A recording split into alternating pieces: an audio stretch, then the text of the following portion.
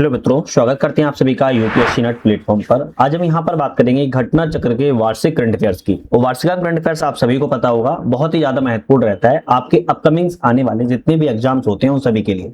आज हम जिस टॉपिक पर बात करेंगे तो सबसे पहले तो इसके हम वन लाइनर वगैरह तो लगा ही चुके हैं चैनल पर, आप लोगों ने अच्छे से देख लिया है। लेकिन अब हम इस बुक के एमसीक्यू को लगाना स्टार्ट कर रहे हैं, जो कि आज हमारे 440 से ज्यादा एमसीक्यू होने वाले हैं, जिसमें हम 3 टॉपिक पर बात करेंगे। राष्ट्रीय करंट अफेयर्स पर, अंतरराष्ट्रीय करंट अफेयर्स पर और विज्ञान एवं प्रौद्योगिकी करंट अफेयर्स पर बात करेंगे। ये तीनों ही टॉपिक से आपके जैसे नेशनल से 200 करंट अफेयर्स के क्वेश्चन होंगे, इंटरनेशनल से 120 क्वेश्चन होने वाले हैं और साइंस से भी आपके 120 के आसपास क्वेश्चन होंगे। तो टोटल 440 क्वेश्चन आपके जो है राष्ट्रीय, अंतरराष्ट्रीय और विज्ञान प्रौद्योगिकी घटना चक्र के करंट अफेयर्स से होंगे, जो कि बहुत ही ज्यादा महत्वपूर्ण है। अब इसी को सीरीज को आगे बढ़ाते हुए, जैसे कि आप सभी को पता होगा कि मल्टीपल्स हम वीडियो बनाते रहते हैं, उन सभी को आप लोग देखते भी हो और इसकी पीडीएफ वगैरह हमारे ऐप पर मिल जाती है, जिसका नाम है यूपीएससी नट। इस ऐप पर आपको चले जाना है, डिस्क्रिप्शन में लिंक दे दिया है। ऐप पर आपको जो है पीडीएफ वगैरह मिल जाएगी, कोई भी प्रॉब्लम नहीं है। तो सबसे पहले हम नेशनल करंट अफेयर्स की बात करेंगे, फिर इंटरनेशनल की बात करेंगे, फिर आपका साइंस और टेक्नोलॉजी की बात करने वाले हैं। चलिए विदाउट देरी के हम शुरुआत करेंगे पहले क्वेश्चन से। पहला क्वेश्चन आता है कि 21 जून को 2026 प्रधानमंत्री नरेंद्र मोदी ने 12वें अंतर्राष्ट्रीय योग दिवस समारोह में कहां पर भाग लिया है। तो प्रधानमंत्री नरेंद्र मोदी जी के द्वारा जो 21 जून को आपका अंतर्राष्ट्रीय योग दिवस 12वें वाला मनाया गया है, कहां पर भाग लिया, तो आपका ऑप्शन रहेगा पश्चिम बंगाल। पश्चिम बंगाल में कहां पर, तो कोलकाता में भाग लिया था। बी ऑप्शन आपका करेक्ट हो जाएगा। अब जिस तरह से हम नेशनल करंट अफेयर्स लगा रहे हैं ना, उसी तरह से आपके इंटरनेशनल इकोनॉमी साइंस भी आएगा, तो उसकी चिंता नहीं करनी है। नेक्स्ट क्वेश्चन आता है कि जून 2026 में भारत बिल्डकॉन 2026 का आयोजन कहां पर किया गया है। तो भारत बिल्डकॉन 2026 का जो आयोजन है कहां पर किया गया, तो आप कहेंगे नई दिल्ली में किया गया था। ए ऑप्शन आपके यहां पर करेक्ट है। नेक्स्ट क्वेश्चन है कि भारत बिल्डकॉन 2026 का मुख्य विषय मतलब कि थीम क्या थी। तो भारत बिल्डकॉन 2026 की जो थीम थी, इसकी बात की जाए तो आप कहेंगे वन नेशन वन एक्सपो। क्या थी, वन नेशन वन एक्सपो जो है आपकी थीम रही थी किसकी, भारत बिल्डकॉन 2026 की। सी ऑप्शन करेक्ट है। जून 2026 में केंद्रीय मंत्रिमंडल ने किस मेट्रो रेल परियोजना के चरण दूसरे ए को मंजूरी प्रदान कर दी है, तो आपका ऑप्शन रहेगा किसके, अहमदाबाद मेट्रो रेल प्रोजेक्ट के लिए जो है आपके चरण सेकंड के ए को मंजूरी प्रदान कर दी गई है, तो Ahmedabad metro rail project. Next आता है कि जून 2026 में कर्नाटक के नए मुख्यमंत्री के रूप में किसने शपथ ली है। तो कर्नाटक के नए मुख्यमंत्री कौन बने हैं, तो आप कहेंगे डी के शिव कुमार। कौन बने हैं, डी के शिव कुमार जो है कर्नाटक के सीएम के तौर पर शपथ लेने वाले व्यक्ति हैं। इसी तरह नेक्स्ट क्वेश्चन आता है डी के शिव कुमार ने से ठीक पहले कर्नाटक के मुख्यमंत्री कौन थे। तो डी के शिव कुमार तो बनाएगा, ये तो बात ठीक है, लेकिन इनके पहले कौन थे बात आ जाए तो आप कहेंगे सिद्धार्थ मैया थे। कौन थे, सिद्धार्थ मैया थे। सी ऑप्शन करेक्ट है। अब इनके बाद कौन बनी है, सिद्धार्थ मैया के बाद तो डी के शिव कुमार जी बने हैं। इसी तरह भारत का 100वां रामसर स्थल घोषित जयप्रकाश नारायण पक्षी अभ्यारण्य किस राज्य में स्थित है। तो ऑप्शन क्या कहेगा, 100वां रामसर स्थल जिसे घोषित किया गया है वो आपके नंबर कौन सा है, 100वां रामसर स्थल है और आपके उत्तर प्रदेश राज्य में है। ए ऑप्शन करेक्ट है। नेक्स्ट क्वेश्चन आता है उत्तर प्रदेश के किस जिले में जयप्रकाश नारायण पक्षी विहार स्थित है। तो भाई 100वां है, उत्तर प्रदेश का है, लेकिन किस जिले में है, आप कहेंगे उत्तर प्रदेश के बलिया जिले में जयप्रकाश नारायण पक्षी अभ्यारण्य बात कहेंगे 100वां रामसर स्थल है और यह आपके उत्तर प्रदेश में और उत्तर प्रदेश में भी बलिया डिस्ट्रिक्ट से है संबंधित है, याद रखिए। नेक्स्ट क्वेश्चन आता है जयप्रकाश नारायण पक्षी अभ्यारण्य को किस अन्य नाम से भी जाना जाता है। तो सुरहा ताल के नाम से भी जाना जाता है। ये भी क्वेश्चन आता है कि 100वां रामसर स्थल कौन सा है, तो आपका क्या पता जयप्रकाश नारायण पक्षी अभ्यारण्य ना आए तो ऑप्शन आ जाए सुरहा ताल। तो आप कहेंगे सुरहा ताल भी है, जो कि उत्तर प्रदेश में है और उत्तर प्रदेश के बलिया डिस्ट्रिक्ट में है स्थित है। तो ऐसा भी क्वेश्चन बन सकता है कि जयप्रकाश नारायण पक्षी अभ्यारण्य का अन्य नाम क्या है, आप कहेंगे सुरहा ताल नाम है। नेक्स्ट क्वेश्चन की बात किया है कि मई 2026 में राष्ट्रीय बाल स्वास्थ्य कार्यक्रम दिशा निर्देश किस मंत्रालय ने जारी की है। राष्ट्रीय बाल स्वास्थ्य कार्यक्रम दिशा निर्देश किस मंत्रालय के द्वारा जारी किए गए, आपका ऑप्शन रहेगा स्वास्थ्य एवं परिवार कल्याण मंत्रालय, ministry of health and family welfare के द्वारा राष्ट्रीय बाल स्वास्थ्य कार्यक्रम को जारी किया गया है। 1 मई 2026 को भारत का पहला पेपरलेस न्यायपालिका वाला राज्य कौन सा घोषित किया गया है। तो भारत का पहला है पेपरलेस न्यायपालिका वाला राज्य है, किसे घोषित किया गया है, तो आप कहेंगे सिक्किम राज्य को घोषित किया गया है। किसको, सिक्किम राज्य को घोषित किया गया है। सी ऑप्शन करेक्ट है। मई 2026 में तमिलनाडु के मुख्यमंत्री पद की शपथ किसने ली। तो तमिलनाडु के मुख्यमंत्री कौन बने हैं, सभी को पता है सी जोसेफ विजय बने हैं। क्या कौन बने हैं? सी जोसेफ विजय बने हुए हैं। ये पहले अभिनेता के तौर पर जाने जाते थे। सी जोसेफ विजय जो है आपके तमिलनाडु के चीफ मिनिस्टर सीएम बने हैं। मई 2026 में असम के मुख्यमंत्री के रूप में लगातार दूसरी बार किसने शपथ ग्रहण किया हुआ है? तो असम के मुख्यमंत्री के रूप में लगातार दूसरी बार आपकी शपथ ग्रहण करने वाले कौन से व्यक्ति हैं? आपका ऑप्शन रहेगा कौन से हैं? हेमंत बिस्वा शर्मा है। कौन है? हेमंत बिस्वा शर्मा जी हैं। नेक्स्ट क्वेश्चन आता है कि मई 2026 में केरल के नए मुख्यमंत्री कौन बने हैं? केरल के नए मुख्यमंत्री की बात की जा रही है। कौन से? केरल। अच्छा, केरल का भी नाम चेंज हो गया, आप सभी को पता होगा। केरल का नाम जो है आपका, केरल का जो नाम है आपका केरलम हो चुका है। क्या हो चुका है? केरलम हो चुका है। और केरलम के नए सीएम कौन बने हैं? बीडी सतीशन। कौन बने हैं? बीडी सतीशन को केरल के आपके नए सीएम के तौर पर जो है चुना गया है। मई 2026 में केंद्रीय मंत्रिमंडल ने सर्वोच्च न्यायालय में कितने अतिरिक्त न्यायाधीशों के पदों की स्वीकृति प्रदान कर दी है? तो सुप्रीम कोर्ट में कितने अतिरिक्त न्यायाधीशों पदों की स्वीकृति प्रदान कर दी गई? आप कहेंगे 4। 4 लोगों की स्वीकृति प्रदान यहाँ पर कर दी गई है। चलिए नेक्स्ट क्वेश्चन की बात कर लेते हैं। नेक्स्ट क्वेश्चन आता है कि अतिरिक्त न्यायाधीशों की मंजूरी के बाद सर्वोच्च न्यायालय में न्यायाधीशों की कुल संख्या मुख्य न्यायाधीश को छोड़कर कितनी हो जाएगी? तो अभी तक जितने थे वो तो चलो ठीक थे, लेकिन अभी कितने बड़े हैं? 4 अतिरिक्त न्यायाधीशों की मंजूरी दे दी गई है। तो यहाँ पर कह रहा है कि अब कितने न्यायाधीशों की संख्या जो है हो जाएगी? तब आपका ऑप्शन क्या रहेगा? आप कहेंगे आपके 37 न्यायाधीश हो जाएंगे। किसको छोड़कर? मुख्य न्यायाधीश को छोड़कर। अगर हम इसमें से सीजीआई को भी ऐड कर लिया जाए तो आपके टोटल जो है 38 न्यायाधीश हो जाएंगे। याद रखना है कितने हो जाएंगे? 38 हो जाएंगे। अगर सीजीआई को मिला लिया जाए, सीजीआई के अलग कर दिया जाए तो 37 न्यायाधीशों की बात यहां पर सामने आपके आ जाएगी। ठीक है, चलिए नेक्स्ट क्वेश्चन की बात कर लेते हैं। केंद्रीय मंत्रिमंडल ने मई 2026 में कपास की खेती को बढ़ावा देने के लिए कौन सा नया मिशन शुरू करने की मंजूरी दी है? तो कपास की खेती को शुरू करने के लिए नया मिशन की मंजूरी किस मंत्रालय के द्वारा दी गई है? तो आप कहेंगे आपका कपास उत्पादकता मिशन। किसके? कपास उत्पादकता मिशन के द्वारा जो है आपकी कपास की खेती को बढ़ावा देने के लिए केंद्रीय मंत्रिमंडल ने मंजूरी प्रदान कर दी है। नेक्स्ट क्वेश्चन आता है, हाल ही में स्वीकृत कपास उत्पादकता मिशन की कुल लागत कितनी निर्धारित की गई है? तो ऑप्शन रहेगा 5,659.22 करोड़ रुपए, मतलब कि 5659.22 करोड़ रुपए की जो है आपकी कपास उत्पादकता मिशन के लिए राशि को निर्धारित यहाँ पर किया गया है। सी ऑप्शन करेक्ट है। नेक्स्ट क्वेश्चन तरफ बढ़ेंगे। नेक्स्ट क्वेश्चन हमारा यहाँ पर आता है कि प्रधानमंत्री नरेंद्र मोदी ने 31 मार्च 2026 को किस राज्य की यात्रा के दौरान कई विकास परियोजनाओं का उद्घाटन और शिलान्यास जो है किया हुआ है? तो आपका ऑप्शन रहेगा यहाँ पर गुजरात। गुजरात के भी हाल ही में प्रधानमंत्री मोदी के द्वारा यात्रा की गई और गुजरात के दौरान ही जो है आपकी कई योजनाओं का जो है इन्होंने उद्घाटन किया है।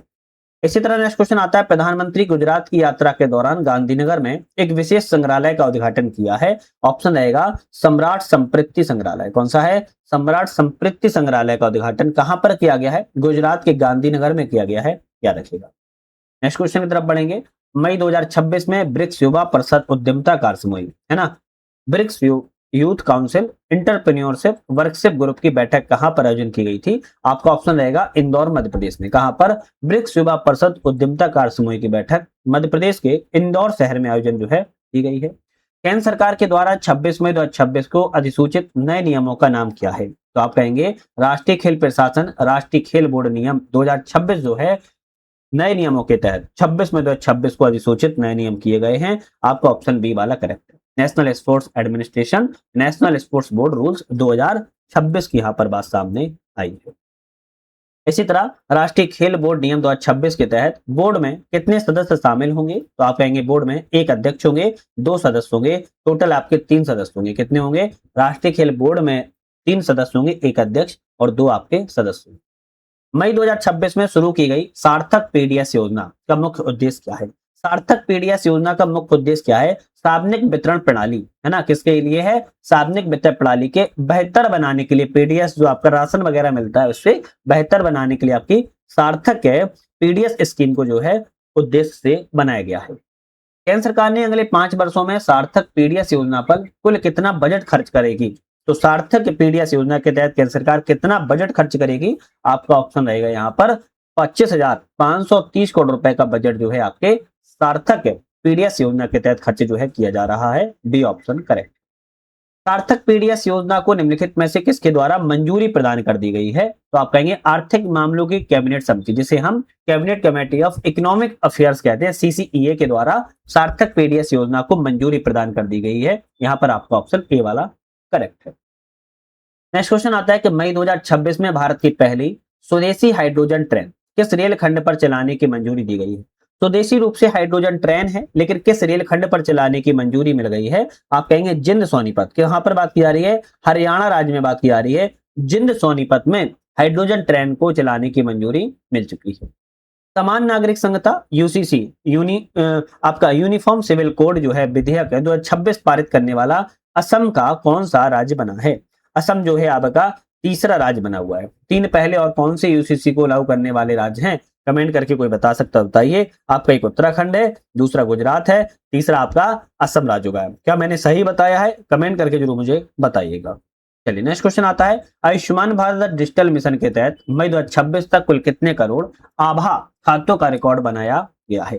तो आयुष्मान भारत डिजिटल मिशन के तहत आभा खातों का रिकॉर्ड जो है कितना बनाया गया है? आपका ऑप्शन रहेगा 90 करोड़ खातों का। कितना? आभा जो है 90 करोड़ खातों का रिकॉर्ड बनाया गया है। ए ऑप्शन आपका यहाँ पर correct. Ayushman Bharat digital mission के तहत 90 करोड़ आभा खातों का रिकॉर्ड सामने आ गया है। कुल आभा खाता धारकों में महिलाओं की हिस्सेदारी लगभग कितनी है? तो आप कहेंगे महिलाओं की हिस्सेदारी लगभग आधी है। अप्रोक्स जो है आपकी आधी 50% आपकी कहेंगे आबादी केवल महिलाओं की है, देखने को मिलेगी। मई 2026 में भारत का पहला राष्ट्रीय एआई और डिजिटल जल शिखर सम्मेलन कहां पर आयोजन किया गया था? आप कहेंगे बेंगलुरु में। कहां पर आयोजन किया गया था? बेंगलुरु में आयोजन जो है किया गया था। आप कहेंगे यहाँ पर भारत का पहला राष्ट्रीय एआई और डिजिटल जल शिखर सम्मेलन बेंगलुरु में आयोजन किया गया है। आपका ए ऑप्शन यहाँ पर करेक्ट है। चलिए नेक्स्ट क्वेश्चन आता है कि अब अप्रैल 2026 में उत्तर क्षेत्र कृषि सम्मेलन नॉर्थ जोन एग्रीकल्चर कॉन्फ्रेंस का आयोजन कहां पर किया गया था? आपका ऑप्शन रहेगा लखनऊ उत्तर प्रदेश में। कहां पर? उत्तर क्षेत्र में कृषि क्षेत्र का जो सम्मेलन है आपके उत्तर प्रदेश की राजधानी लखनऊ में किया गया था। उत्तर कृषि क्षेत्र सम्मेलन 26 का आयोजन किस केंद्रीय मंत्रालय के द्वारा किया गया था? तो कौन सा केंद्रीय मंत्रालय ने किया था? केंद्रीय कृषि एवं किसान कल्याण मंत्रालय के द्वारा उत्तर कृषि क्षेत्र सम्मेलन का आयोजन जो है किया गया है। नेक्स्ट क्वेश्चन आता है, आगामी जनगणना 2027 के लिए सरकार के द्वारा जारी राष्ट्रीय टोल फ्री नंबर क्या है? तो जो आपकी जनगणना 2027 चल रही है, इसके लिए राष्ट्रीय टोल फ्री नंबर भी बनाया गया है। क्या नंबर है? 1855। क्या नंबर है? 1855 टोल फ्री नंबर है। ए ऑप्शन आपका यहाँ पर करेक्ट है। नेक्स्ट क्वेश्चन आता है, अप्रैल 2026 में भारत की पहली अल्काइन बैटरी निर्माण यूनिट कहां शुरू की गई? अल्काइन बैटरी मैन्युफैक्चरिंग जो यूनिट है कहां पर शुरू की गई है? आपका ऑप्शन रहेगा जम्मू में। कहां पर की गई है? जम्मू में भारत की पहली अल्काइन बैटरी निर्माण को यूनिट का मंजूरी प्रदान कर दी गई है। आपका ऑप्शन रहेगा जम्मू क्षेत्र में। अप्रैल 2026 में भारत के किस उपराष्ट्रपति ने श्रीलंका की द्विपक्षीय यात्रिक आधिकारिक यात्रा की है? तो किसके द्वारा की गई? आप कहेंगे उपराष्ट्रपति सीपी राधाकृष्णन ने कहां की यात्रा की है? श्रीलंका की द्विपक्षीय आधिकारिक यात्रा को किया हुआ है। नेक्स्ट क्वेश्चन आता है, अप्रैल 2026 में फेमिना मिस इंडिया 2026 में सौंदर्य प्रतियोगिता का आयोजन कहां पर हुआ था? तो फेमिना मिस इंडिया 2026 में जो आयोजन है कहां पर हुआ था? आपका ऑप्शन रहेगा कहां पर हुआ था? Kalinga institute of industrial technology Bhubaneswar, मतलब कि उड़ीसा में किया गया था, रखना है। अच्छा, अब यही क्वेश्चन आ जाए कि फेमिना मिस इंडिया 2026 का खिताब किसने जीता है? तब आप कहेंगे साध्वी सतीश सैल के द्वारा जीता गया है। किसने? साध्वी सतीश सैल ने फेमिना मिस इंडिया 2026 का खिताब को जीता है। मार्च 2026 में दिल्ली लखपति बिटिया योजना का शुभारंभ किसके द्वारा किया गया? दिल्ली लखपति बिटिया का जो योजना का शुभारंभ है, यह शुभारंभ की बात की जा रही है, तो आप कहेंगे राष्ट्रपति द्रौपदी मुर्मू के द्वारा शुभारंभ किया गया है। नेक्स्ट क्वेश्चन है, हाल ही में अप्रैल 26 में नीतीश कुमार ने किस राज्य के मुख्यमंत्री पद से इस्तीफा दिया हुआ है? आई थिंक ये तो क्वेश्चन बताने की बात ही नहीं है ना। ये बिहार राज्य के सीएम थे, 10वीं बार चुने गए थे और बिहार के सीएम पद से उन्होंने इस्तीफा दिया और बिहार के वर्तमान में सम्राट चौधरी सीएम है। कौन है? सम्राट चौधरी सीएम है और ये बीजेपी से है, या रखना है। नेक्स्ट क्वेश्चन आता है, उत्तर भारत का पहला गिलास ब्रिज किस जिले में बनाया जाएगा? गिलास ब्रिज की बात की जा रही है, उत्तर भारत का है और यह उत्तर प्रदेश का नहीं है, उत्तर भारत का है और उत्तर भारत का रोपड़ पंजाब में। कहां पर? रोपड़ पंजाब में उत्तर भारत का पहला गिलास ब्रिज को बनाया जाएगा। रोपड़ पंजाब में बनने वाला उत्तर भारत का पहला ग्लास ब्रिज किस नदी के ऊपर बन रहा है? तो आप कहेंगे सतलज नदी के ऊपर बन रहा है। कौन सी? सतलज नदी के ऊपर बन रहा है। यहाँ पर आपका ऑप्शन जो है डी वाला करेक्ट है।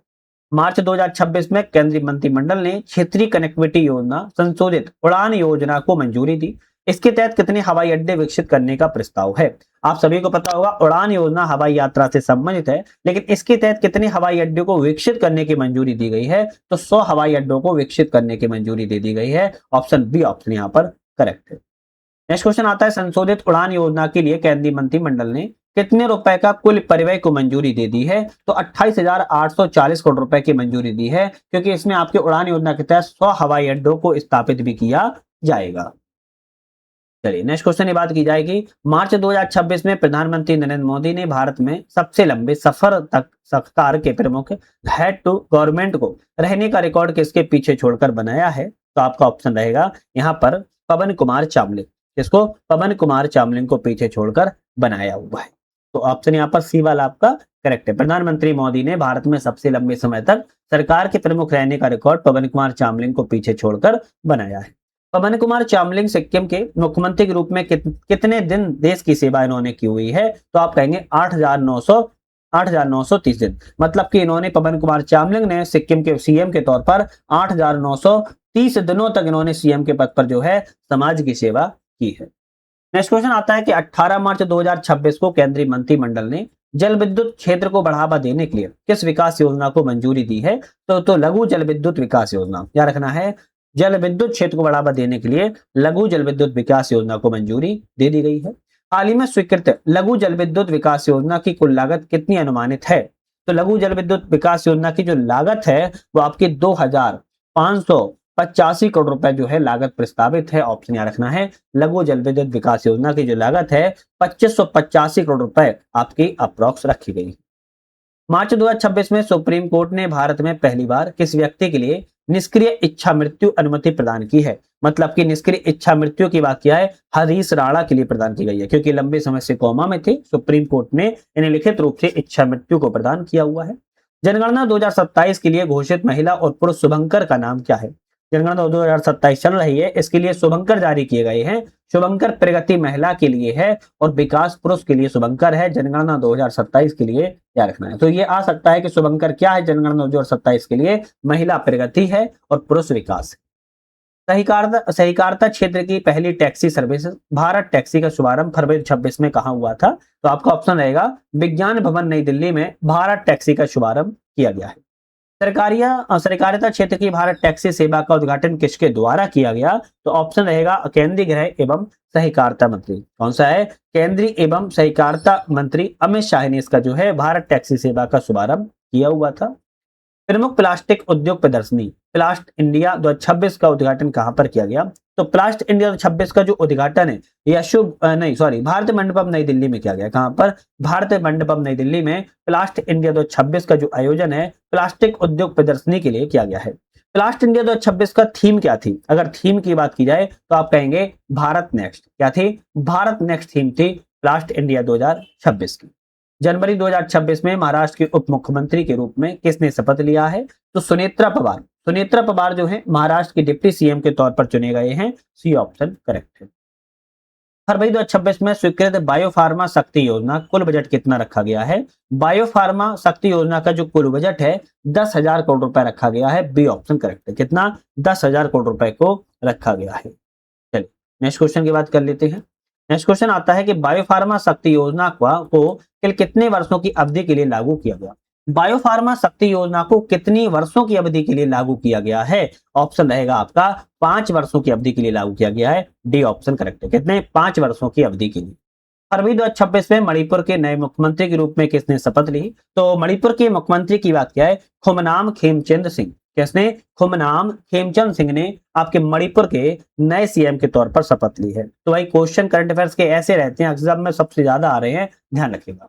फरवरी 2026 में मणिपुर सरकार के गठन के समय कितने उप मुख्यमंत्रियों ने शपथ ली थी? तो मणिपुर में आपके डिप्टी चीफ मिनिस्टर की बात की जा रही, कितने? तो आप कहेंगे 2 लोगों ने शपथ ली थी, नेमचा किपगेन ने और लोसी दिखो ने। तो आपका ऑप्शन सी रहेगा। तो मणिपुर के आपके सीएम की बात किया है तो खुमनाम खेमचंद सिंह है, और नए आपके डिप्टी सीएम की बात किया तो नेमचा किपगेन और लोसी दिखो है, याद रखना है। चलिए नेक्स्ट क्वेश्चन आता है कि जनवरी 2026 में मुंबई अहमदाबाद बुलेट ट्रेन परियोजना में कौन सी बड़ी इंजीनियरिंग उपलब्धि हासिल की है? तो कौन सी की है? पहला पर्वतीय सुरंग ब्रेक थ्रू इन्होंने जो है उपलब्धि हासिल कर ली है। किसके तहत? मुंबई अहमदाबाद बुलेट ट्रेन परियोजना के तहत उपलब्धि हासिल की गई है।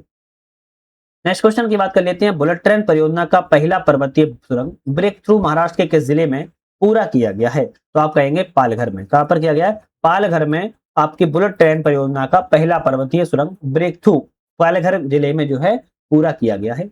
पालघर में निर्मित 1.48 किलोमीटर लंबी सुरंग किन 2 रेलवे स्टेशनों के बीच में स्थित है? ऑप्शन रहेगा आपका विरार और बोईसर के बीच में स्थित है। विरार और बोईसर के बीच में स्थित है। जनवरी 2026 में 86वां अखिल भारतीय पीठासीन अधिकारी सम्मेलन कहां पर आयोजित किया गया था? तो अखिल भारतीय पीठासीन अधिकारी सम्मेलन की बात की जा रही है। आप कहेंगे उत्तर प्रदेश की राजधानी लखनऊ में आयोजन किया गया था। नेक्स्ट क्वेश्चन आता है, लखनऊ में 86वें अखिल भारतीय पीठासीन अधिकारी सम्मेलन उद्घाटन सत्र को किसने संबोधित किया था? तो लोकसभा के अध्यक्ष कौन है? ओम बिरला। ओम बिरला के द्वारा जो है आपके AIPOC को सत्र का उद्घाटन किया गया है। इंडिया एआई इम्पैक्ट समिट 2026 का आयोजन कहां पर किया गया? इंडिया एआई इम्पैक्ट समिट 2026 के आयोजन की बात की जा रही है भारत मंडपम नई दिल्ली में, इसका उद्घाटन जो है किया गया था। आपका ऑप्शन डी करेक्ट है। इसी तरह इंडिया एआई इम्पैक्ट समिट 2026 का आयोजन किस केंद्रीय मंत्रालय के द्वारा किया गया है? आपका ऑप्शन रहेगा इलेक्ट्रॉनिक एवं सूचना प्रौद्योगिकी मंत्रालय के द्वारा किया गया, ध्यान रखना है। तो इंडिया एआई इम्पैक्ट समिट का आयोजन इलेक्ट्रॉनिक और सूचना प्रौद्योगिकी मंत्रालय ने किया हुआ है। इंडिया एआई इम्पैक्ट समिट 2026 किन 3 मूल सिद्धांत श्री सूतास पर आधारित है? तो आप कहेंगे किस पर आधारित है? आपका ऑप्शन रहेगा पीपल प्लैनेट प्रोग्रेस, है ना, पीपल प्लैनेट प्रोग्रेस पर आधारित है।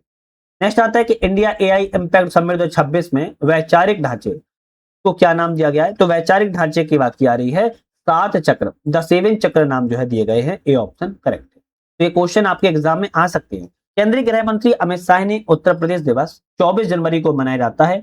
इस अवसर पर किस नई खाद्य संवर्धन योजना को शुभारंभ किया हुआ है? तो आप कहेंगे केंद्रीय गृह मंत्री ने उत्तर प्रदेश दिवस के अवसर पर नई खाद्य, आपकी बात किया है एक जनपद एक व्यंजन से उत्पाद का संबोधित किया है। एक जिला एक उत्पाद की बात नहीं की जा रही है, एक व्यंजन एक जनपद एक व्यंजन से जो है संबोधित किया हुआ है। गृह मंत्री अमित शाह ने एक जनपद एक व्यंजन योजना के द्वारा लखनऊ में किस औद्योगिक क्षेत्र की शुरुआत की है? ऑप्शन रहेगा सरदार पटेल औद्योगिक क्षेत्र विकास योजना की भी शुरुआत की गई है। नेक्स्ट क्वेश्चन है कि 71 वर्ष 2000 क्वेश्चन नंबर 71 है कि वर्ष 2026 में उत्तर प्रदेश दिवस का मुख्य राज्य स्तरीय सम्मेलन कहां पर आयोजन किया गया था? उत्तर प्रदेश दिवस आपका कब मनाया जाता है? ये आपका कोई भी क्वेश्चन बता सकता है। 24 जनवरी को मनाया जाता है, लेकिन राज्य स्तरीय सम्मेलन कहां पर आयोजन किया गया था? आप कहेंगे आयोजन जो है राष्ट्र प्रेरणा स्थल लखनऊ में किया गया था। क्या चीज का? उत्तर प्रदेश दिवस जो है राष्ट्र प्रेरणा स्थल लखनऊ में मनाया गया है। नई दिल्ली में आयोजित होने वाले गणतंत्र दिवस परेड की उत्तर प्रदेश झांकी का मुख्य विषय क्या था? तो आपकी गणतंत्र दिवस परेड में झांकी की विषय की बात की जा रही है। ऑप्शन कहेंगे क्या था? आप कहेंगे बुंदेलखंड की संस्कृति। ऐसा बुंदेलखंड की संस्कृति जो है गणतंत्र दिवस परेड 2026 में उत्तर प्रदेश की झांकी का इस बार विषय रहा है। चलिए नेक्स्ट क्वेश्चन तरफ बढ़ेंगे। नेक्स्ट क्वेश्चन आता है गणतंत्र दिवस परेड 2026 में संस्कृति मंत्रालय की झांकी की थीम क्या थी? संस्कृति मंत्रालय की झांकी की थीम थी वंदे मातरम 150 वर्षों का सफर। क्या थी? वंदे मातरम 150 वर्षों के साथ थीम थी। जनवरी 2026 में केंद्रीय मंत्रिमंडल ने किस लोकप्रिय सामाजिक सुरक्षा योजना को वर्ष 2030-31 तक जारी रखने की मंजूरी दे दी है? तो अटल पेंशन योजना को, याद रखना है, अटल पेंशन योजना को 2030-31 तक के लिए जारी रहने की मंजूरी मिल चुकी है। ऑप्शन आपको यहाँ पर अटल पेंशन योजना की बात की गई। 28 जनवरी 2026 को messrs VSR ventures private limited का कौन सा विमान बारामती दुर्घटना में ग्रस्त हो गया था? तो आप कहेंगे लियरजेट 45 विमान था। किसका था? Messrs VSR ventures private limited का था, जिसका बारामती दुर्घटना में ग्रस्त हो गया था। अब इसी बारामती दुर्घटना ग्रस्त में लियरजेट 45 विमान में कुल कितने लोग सवार थे? तो ऑप्शन कहेगा 5 लोग सवार थे। कितना? 5 लोग सवार थे, याद रखना है। ठीक है। इस दुर्घटना विमान में किस राज्य के उप मुख्यमंत्री अजीत पवार भी शामिल थे? तो ये किस राज्य के थे? आप कहेंगे महाराष्ट्र राज्य के अजीत पवार मुख्यमंत्री थे, उप मुख्यमंत्री थे और ये सवार थे, जो कि इनकी भी दुर्घटनाग्रस्त स्तर पर मृत्यु हो गई थी। भारतीय विशिष्ट पहचान प्राधिकरण UIDAI के द्वारा जनवरी 2026 में जारी किए गए नए शुभंकर मैस्कॉट का आधिकारिक नाम क्या है? तो आधिकारिक नाम क्या है? उदय नाम से है ना। भारतीय विशिष्ट पहचान प्राधिकरण ने नए शुभंकर का नाम उदय रखा है। सी ऑप्शन करेक्ट है। नेक्स्ट क्वेश्चन आता है, दिसंबर 2025 में अमूर्त सांस्कृतिक विरासत की सुरक्षा के लिए यूनेस्को अंतर गवर्नमेंटल समिति के 20वें सत्र की मेजबानी किस शहर ने की है? तो 20वें सत्र की मेजबानी की बात की जा रही है, नई दिल्ली में की गई है। सी ऑप्शन करेक्ट है। नेक्स्ट क्वेश्चन है कि यूनेस्को अंतर सरकारी समिति के 20वें सत्र की अध्यक्षता भारत की ओर से किसने की है? तो भारत की ओर से विशाल वी शर्मा के द्वारा की गई थी। आपका ऑप्शन ए ऑप्शन यहाँ पर करेक्ट है। चलिए नेक्स्ट क्वेश्चन तरफ बढ़ेंगे। इस यूनेस्को सत्र में भारत के किस प्रमुख त्योहार को मानवता की अमूर्त सांस्कृतिक विरासत की प्रतिनिधि सूची में शामिल किया गया है? तो याद रखना है दीपावली त्योहार को। कौन से त्योहार को? दीपावली त्योहार को। बहुत से लोग दिवाली भी मन कहते हैं। दिवाली त्योहार को, दीपावली त्योहार को लोग इसको यूनेस्को की अमूर्त सांस्कृतिक विरासत की सूची में शामिल कर लिया गया है। दीपावली को शामिल करने के बाद अब यूनेस्को की अमूर्त सांस्कृतिक विरासत सूची में भारत की कुल कितनी अमूर्त सांस्कृतिक विरासतें हो चुकी हैं? तो आप कहेंगे 16। अमूर्त सांस्कृतिक विरासत की सूची में भारत की 16 विरासत जो है हो चुकी है। भारत ने 11 दिसंबर 2025 को अपनी पहली स्वदेशी हाइड्रोजन ईंधन सेल से चलने वाली यात्री पोत का व्यावसायिक संचालन कहां पर किया था? आपका ऑप्शन रहेगा वाराणसी उत्तर प्रदेश में किया हुआ है। नेक्स्ट क्वेश्चन आता है कि बिहार पुलिस ने दिसंबर 2025 में किस विशेष दस्ते के गठन की मंजूरी दी है? तो आप कहेंगे अभ्या ब्रिगेड। अभ्या ब्रिगेड नाम से विशेष दस्ता है, जो कि बिहार पुलिस के द्वारा गठन की मंजूरी दे दी गई। नेक्स्ट क्वेश्चन आता है 23वें भारत रूस वार्षिक शिखर सम्मेलन, जो कि 4 से 5 दिसंबर 2025 में आयोजन कहां पर किया गया था? ऑप्शन रहेगा नई दिल्ली में। भारत रूस का वार्षिक शिखर सम्मेलन नई दिल्ली में किया गया। ए ऑप्शन करेक्ट है। नेक्स्ट आता है कि भारतीय अंतर्राष्ट्रीय विज्ञान महोत्सव 2025 कहां पर संपन्न हुआ? तो भारतीय अंतर्राष्ट्रीय विज्ञान महोत्सव की बात की जा रही है, पंचकुला हरियाणा राज्य में आपका संपन्न हुआ था। तो अंतर्राष्ट्रीय विज्ञान महोत्सव की बात की जाए, भारत के पंचकुला हरियाणा में मनाया गया है। नेक्स्ट क्वेश्चन आता है भारतीय अंतर्राष्ट्रीय विज्ञान महोत्सव 25 का मुख्य विषय मतलब कि थीम क्या है? तो आप कहेंगे विज्ञान से समृद्धि, है ना। विज्ञान से समृद्धि, आत्मनिर्भर भारत के लिए जो है आपके अंतर्राष्ट्रीय विज्ञान महोत्सव की थीम है। विज्ञान समृद्धि की बात यहां पर की गई है, विज्ञान से समृद्धि आत्मनिर्भर भारत। ठीक है। CREA की रिपोर्ट के अनुसार नवंबर 2025 में भारत का सबसे प्रदूषित शहर कौन सा है? तो गाजियाबाद उत्तर प्रदेश का। गाजियाबाद जो उत्तर प्रदेश का है, भारत का सबसे प्रदूषित शहर है। रिपोर्ट CREA की रिपोर्ट के अनुसार कहा जा रहा है सबसे प्रदूषित शहर गाजियाबाद जो कि उत्तर प्रदेश का है। 6 दिसंबर 2025 को गुजरात के बावथराव में बायो CNG और उर्वरक संयंत्र का उद्घाटन किसने किया है? बावथराव में बायो CNG और उर्वरक संयंत्र के उद्घाटन की बात की जा रही है। आप कहेंगे अमित शाह जी के द्वारा किया गया है। बायो CNG और जैव उर्वरक संयंत्र उद्घाटन गुजरात में किस स्थान पर किया गया है? तो गुजरात में बावथराव स्थान पर किया गया है। ए ऑप्शन करेक्ट है। तो कहां पर है बावथराव? ये आपके गुजरात राज्य में स्थित है। एक माह में सर्वाधिक सौर पंप स्थापना की उपलब्धि किस राज्य ने गिनीज वर्ल्ड रिकॉर्ड हासिल किया हुआ है? तो महाराष्ट्र राज्य ने। याद रखना है सर्वाधिक सौर पंप स्थापना की उपलब्धि के लिए गिनीज वर्ल्ड रिकॉर्ड को अपने नाम कर लिया है महाराष्ट्र राज्य ने। महाराष्ट्र में नए एक महीने में रिकॉर्ड कितने सौर पंप लगाए गए हैं? तो आप कहेंगे 45,911। 45,911 महाराष्ट्र में क्या लगाए गए? आप कहेंगे सिंचाई सौर पंप लगाए गए हैं। 45,911 और गिनीज वर्ल्ड रिकॉर्ड में शामिल हो चुका है। विश्व आपदा प्रबंधन सम्मेलन 2025 कहां पर संपन्न हुआ? तो आप कहेंगे देहरादून उत्तराखंड राज्य में विश्व आपदा प्रबंधन सम्मेलन 2025 जो है संपन्न किया गया है। नेक्स्ट क्वेश्चन आता है कि इंडिया इंटरनेट गवर्नेंस फोरम का आयोजन कहां पर हुआ? तो इंडिया इंटरनेट गवर्नेंस फोरम का जो है आयोजन की बात की जा रही है, नई दिल्ली में किया गया है। सी ऑप्शन करेक्ट है। इसी तरह वर्ष 2025 में आयोजित इंडिया इंटरनेट गवर्नेंस फोरम का कौन सा संस्करण बनाया गया? तो आप कहेंगे इस वर्ष का 5वां संस्करण जो है 5th वाला संस्करण बनाया गया है। नेक्स्ट क्वेश्चन है हाल ही में काशी तमिल संगमम का आयोजन कहां पर किया गया? काशी तमिल संगम के आयोजन उत्तर प्रदेश के वाराणसी शहर में काशी तमिल संगमम जो आयोजन किया गया था। देश भर में सर @150 यूनिटी मार्च किसकी 150वीं जयंती के उपलक्ष्य में शुरू की गई है? तो ऑप्शन रहेगा सरदार वल्लभ भाई पटेल। किसकी? सरदार वल्लभ भाई पटेल की उपलक्ष्य में 150वीं जयंती में सर @150 यूनिटी मार्च जो है उद्घाटन किया गया था। 17 नवंबर 2025 को 16वें वित्त आयोग के अपनी रिपोर्ट किसे सौंपी है? तो आप सभी को पता होगा राष्ट्रपति को सौंपते हैं, तो आप सभी को याद रखना है 16वें वित्त आयोग ने अपनी रिपोर्ट राष्ट्रपति को सौंपी है, प्रेसिडेंट को। 16वें वित्त आयोग की रिपोर्ट किस अवधि के लिए लागू की गई है? 16वें वित्त आयोग की जो रिपोर्ट है आपकी बात किया वर्ष 2026-27 से 2030-31 के लिए जारी की गई है या सौंपी गई है। ए ऑप्शन आपका यहाँ पर करेक्ट है और ये थोड़ा इंपॉर्टेंट है। 16वें वित्त आयोग के अध्यक्ष कौन है? अगर ऑप्शन में आ जाए तो आप कहेंगे डॉक्टर अरविंद पनगड़िया। कौन है? डॉक्टर अरविंद पनगड़िया 16वें वित्त आयोग के आपके कौन है? अध्यक्ष हैं आपके फाइनेंस कमीशन 16वें वित्त आयोग के अरविंद पनगड़िया जी हैं, याद रखिएगा। 100 क्वेश्चन हमने यहाँ पर लगा लिया, अभी और भी क्वेश्चन बाकी हैं। देखते रहिएगा, चैनल को लाइक शेयर सब्सक्राइब करके। हमारा ऐप आ चुका है यूपीएससी नट, डिस्क्रिप्शन में लिंक है, उसको भी डाउनलोड कर लीजिएगा। चलिए नेक्स्ट आता है, नीतीश कुमार ने 20 नवंबर 2025 को बिहार का मुख्यमंत्री पद की शपथ ली है, तो ली थी, है ना। तो नीतीश कुमार ने 20 नवंबर 2025 को कौन सी बार बिहार के मुख्यमंत्री के रूप में शपथ ली थी? 10वीं बार ली थी। हालांकि इन्होंने इस्तीफा देने के बाद अब कैबिनेट में चले गए हैं, राज्यसभा के सदस्य बन गए हैं। नवंबर 2025 में बिहार के उप मुख्यमंत्री पद की शपथ किसने ली है? तो आप कहेंगे एक तो सम्राट चौधरी ने ली थी उस समय और विजय कुमार सिन्हा ने ली थी, लेकिन वर्तमान में सम्राट चौधरी जो है अब सीएम के पद पर बने हुए हैं। ठीक है, चलिए नेक्स्ट क्वेश्चन की बात की जाए, वर्तमान 2026 में बिहार के मुख्यमंत्री कौन है? तो सम्राट चौधरी वर्तमान में मुख्यमंत्री हैं। भारत ने किस बीमारी के इलाज के लिए अपनी पहली स्वदेशी क्रिस्पर जीन थेरेपी शुरू की है? तो क्रिस्पर जीन थेरेपी है भारत ने किस बीमारी के इलाज के लिए अपनी स्वदेशी रूप से शुरू की है? सिकल सेल रोग के लिए। कौन सी? सिकल सेल रोग के लिए क्रिस्पर जीन थेरेपी की शुरुआत भारत सरकार के द्वारा की गई है। अंतर्राष्ट्रीय आर्य महासम्मेलन 25 कहां पर आयोजन किया गया? अंतर्राष्ट्रीय आर्य महासम्मेलन का जो आयोजन है नई दिल्ली में किया गया है। डी ऑप्शन यहां पर करेक्ट है। अंतर्राष्ट्रीय आर्य महासम्मेलन 2025 किस उपलब्धि में आयोजित किया गया? तो अंतर्राष्ट्रीय आर्य महासम्मेलन 25 का जो आयोजन है किस उपलब्धि में किया गया है? तो ऑप्शन रहेगा आर्य समाज की 150वीं वर्षगांठ और महर्षि दयानंद सरस्वती की 200वीं जयंती के उपलक्ष्य में अंतर्राष्ट्रीय आर्य महासम्मेलन का आयोजन जो है किया गया था। ये ऑप्शन इंपोर्टेंट है। अंतर्राष्ट्रीय सौर गठबंधन आईएसए सभा का 8वां सत्र कहां पर आयोजन किया गया था? तो आप कहेंगे अंतर्राष्ट्रीय सौर गठबंधन आईएसए का जो है आपका इंडियन इंटरनेशनल सोलर अलायंस का जो आपका कहां पर गठबंधन किया गया? तो ऑप्शन रहेगा भारत मंडपम नई दिल्ली में आयोजन किया गया था। सी ऑप्शन करेक्ट है, भारत मंडपम नई दिल्ली में आयोजन किया गया है।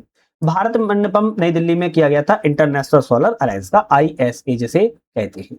अंतर्राष्ट्रीय सौर गठबंधन सभा के 8वें सत्र की थीम क्या थी? तो 8वें सत्र की थीम थी एक सूर्य, एक विश्व और एक ग्रिड, है ना। वन सन, वन वर्ल्ड, वन ग्रिड के साथ जो है अंतर्राष्ट्रीय सौर गठबंधन बनाया गया था। आदर्श युवा ग्राम सभा का पहल का शुभारंभ कहां पर किया गया था? तो आदर्श युवा ग्राम सभा का शुभारंभ जो है न्यू दिल्ली में किया गया है। ऑप्शन आपका यहाँ पर जो है कौन सा सही रहेगा? सी ऑप्शन यहाँ पर करेक्ट है। आदर्श युवा ग्राम सभा का पहल किन मंत्रालय का संयुक्त प्रयास है? तो आप कहेंगे एक तो पंचायती राज मंत्रालय, शिक्षा एवं जनजाति कार्य मंत्रालय का द्वारा आदर्श युवा ग्राम मंत्रालय का संयुक्त प्रयास के तौर पर इसको मनाया जाता है। चलिए नेक्स्ट क्वेश्चन की बात कर लेते हैं। नेक्स्ट क्वेश्चन आता है कि दीपोत्सव 2025 में कुल कितने दिए जलाकर एक नया विश्व रिकॉर्ड बनाया गया था? तो 26,17,215 कितना है? 26,17,215 दीपक जलाकर जो है आपका एक नया विश्व रिकॉर्ड बनाया गया है और ये दीपोत्सव 2025 के अवसर पर। दीपोत्सव 2025 किस नदी के तट पर आयोजित हुआ था जिसने गिनीज वर्ल्ड रिकॉर्ड बनाया? सरयू नदी के तट पर किया गया था। वर्ष 2025 में अयोध्या में दीपोत्सव का कौन सा संस्करण था? तो आप कहेंगे 9वां संस्करण था। कौन सा था? 9वां संस्करण था। डी ऑप्शन करेक्ट है। प्रधानमंत्री ने किस हवाई अड्डे की परियोजना का उद्घाटन किया जिसे भारत का पहला सबसे बड़ा ग्रीनफील्ड हवाई अड्डा बताया जा रहा है? तो आप कहेंगे नवी मुंबई अंतरराष्ट्रीय हवाई अड्डे का उद्घाटन किया प्रधानमंत्री नरेंद्र मोदी ने, जिसे भारत का पहला सबसे बड़ा ग्रीनफील्ड हवाई अड्डा बताया जा रहा है। पटना में मेट्रो सेवा की शुरुआत के साथ बिहार देश का कौन सा मेट्रो राज्य बन चुका है? तो पटना में जब मेट्रो की शुरुआत हुई और उसके बाद ही बिहार जो है 12वें राज्य के रूप में मेट्रो का कार्य के लिए जाना गया। नेक्स्ट क्वेश्चन आता है, केंद्रीय मंत्रिमंडल के द्वारा दलहन आत्मनिर्भरता मिशन मंजूरी दी गई, यह मिशन कब से कब तक चलेगा? तो दलहन आत्मनिर्भरता जो मिशन को मंजूरी दी गई है, यह मिशन कब से कब तक चलेगा? आप कहेंगे वर्ष 2025-26 से 2030-31 तक की अवधि के लिए चलाया जाएगा। सी ऑप्शन करेक्ट है। नेक्स्ट आता है कि दलहन आत्मनिर्भरता मिशन के लिए कुल कितने निवेश का प्रावधान किया गया है? दलहन आत्मनिर्भरता मिशन के लिए कितने निवेश का प्रावधान है? आपका ऑप्शन रहेगा 11,440 करोड़ रुपए का प्रावधान है। ए ऑप्शन करेक्ट है। 1 अक्टूबर 2025 को माई भारत, क्या है, माई भारत मोबाइल एप्लीकेशन का शुभारंभ किया गया, नई दिल्ली में किया गया था। माई भारत एप्लीकेशन शुभारंभ नई दिल्ली में किया गया है। अब आता है कि आर्थिक मामलों की मंत्रिमंडल समिति ने बिहार में किस रेलवे लाइन खंड के दोहरीकरण को मंजूरी प्रदान कर दी है। तो ऐसा कौन सा रेलवे लाइन होगा जिसे दोहरीकरण की मंजूरी मिल गई है? तो बख्तियारपुर राजगीर तलैया आपका एक रेलवे लाइन है जिसे दोहरीकरण की मंजूरी यहाँ पर आर्थिक मामलों की केंद्रीय मंत्रिमंडल समिति के द्वारा दे दी गई है। नेक्स्ट क्वेश्चन आता है, बख्तियारपुर राजगीर तलैया रेलवे लाइन खंड कुल कितनी लंबाई है? तो आप कहेंगे यहाँ पर 104 किलोमीटर की लंबाई है जिसका दोहरीकरण किया जाएगा। बख्तियारपुर राजगीर तलैया रेल परियोजना कुल अनुमानित लागत राशि कितनी है? तो 2192 करोड़ रुपए की अनुमानित राशि है। अब ये बीपीएससी एग्जाम आ रहा है तो हो सकता है इन तीनों में से एक या दो क्वेश्चन बन जाए। बख्तियारपुर राजगीर तलैया रेल मार्ग बिहार में कितने प्रमुख धार्मिक और पर्यटन स्थलों को आपस में जोड़ता है? तो आप कहेंगे यहाँ पर राजगीर, नालंदा और पावापुरी, ये तीनों आपके धार्मिक ऐसे स्थल हैं जो बख्तियारपुर राजगीर तलैया रेलवे लाइन एक दूसरे को जोड़ता है, इसीलिए इंपोर्टेंट है। सितंबर 2025 में भारत के कितने नए प्राकृतिक स्थलों को यूनेस्को की स्थायी सूची में धरोहर में शामिल किया गया है? तो भारत ने कितने प्राकृतिक स्थलों को यूनेस्को की अस्थायी विश्व धरोहर सूची में शामिल कर लिया है? आप कहेंगे 7 स्थलों को भारत की अस्थायी सूची में शामिल यहां पर कर लिया गया है। 7 नए स्थल जुड़ने के बाद भारत के पास यूनेस्को पर विचाराधीन कुल कितने स्थल हो चुकी हैं? 69। अभी तक अब यूनेस्को के पास 69 ऐसे हैं जो विचाराधीन टेंटिव लिस्ट में शामिल हो चुकी हैं।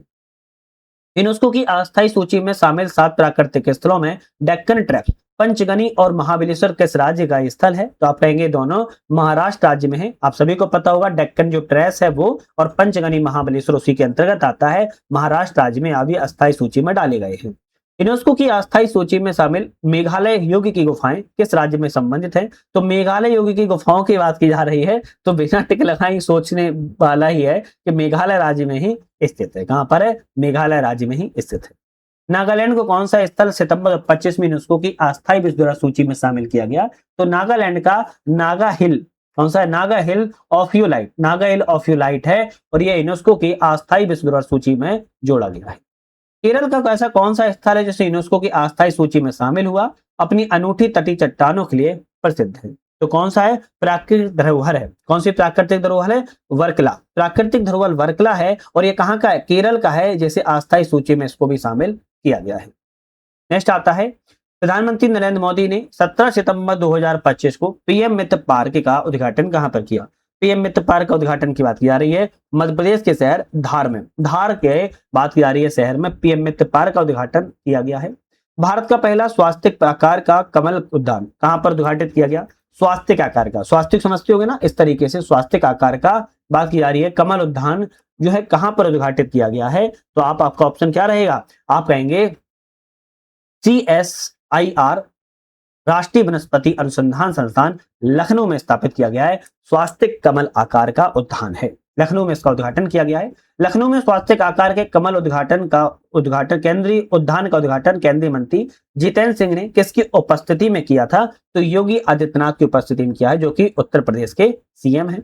लखनऊ स्थित स्वास्थ्य कमल उद्यान का क्षेत्रफल कितना है? ये क्वेश्चन आ सकता है। 930 वर्ग किलोमीटर में, कितना? 930 स्क्वायर मीटर में है, 930 वर्ग मीटर में स्वास्थ्य कमल चिन्ह का उद्यान है जो कि लखनऊ में स्थित है, या रखना है।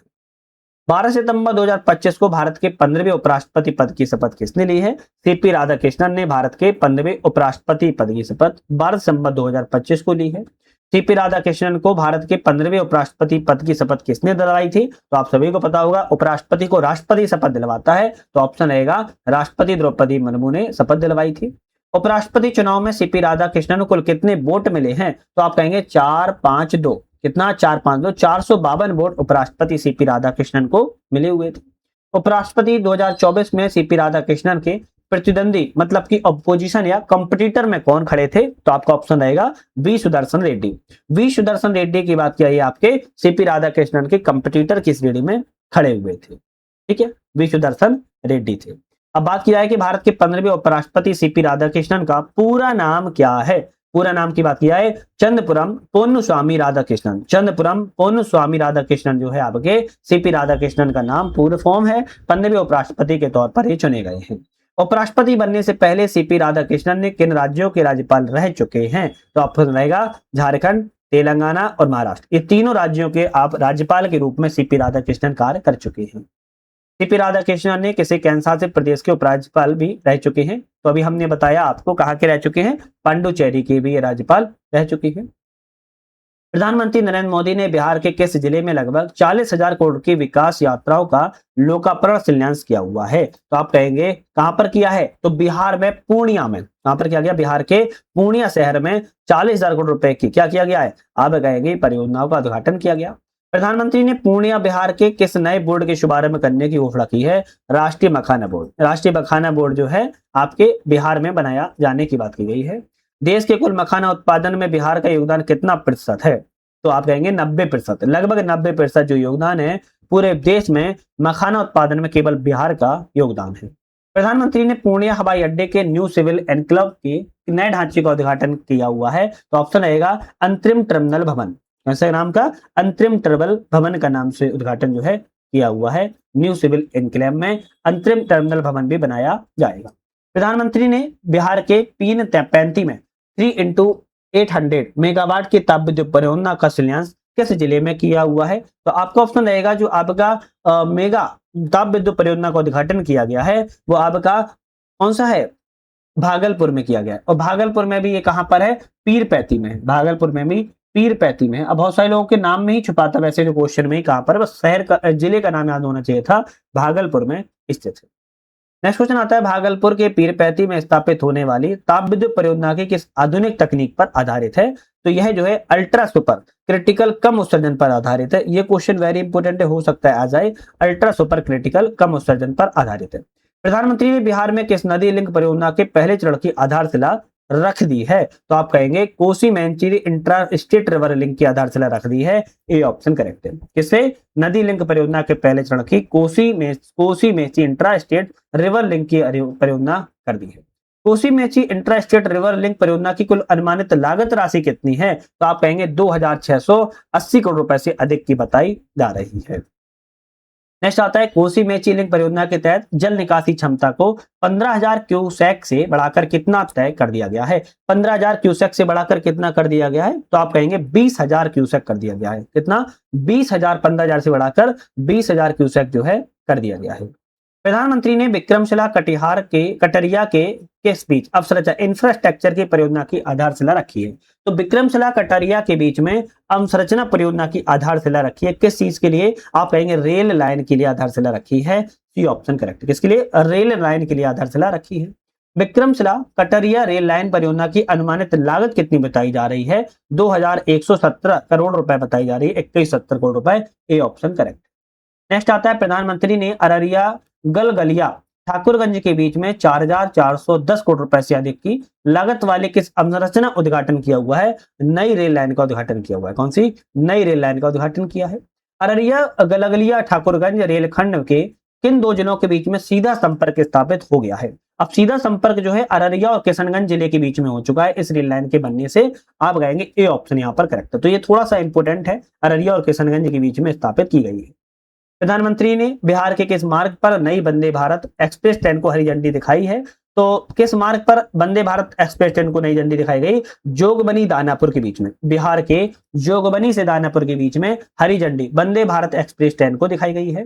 पूर्वी और उत्तर पूर्वी भारत में अपनी तरह की पहली सेक्स सॉर्टेड सीमेंट सुविधा क्या है? सेक्स सॉल्टेड सीमेंट फैसिलिटी का उद्घाटन कहां पर किया गया है? आपका ऑप्शन रहेगा बिहार के पूर्णिया शहर में किया गया है।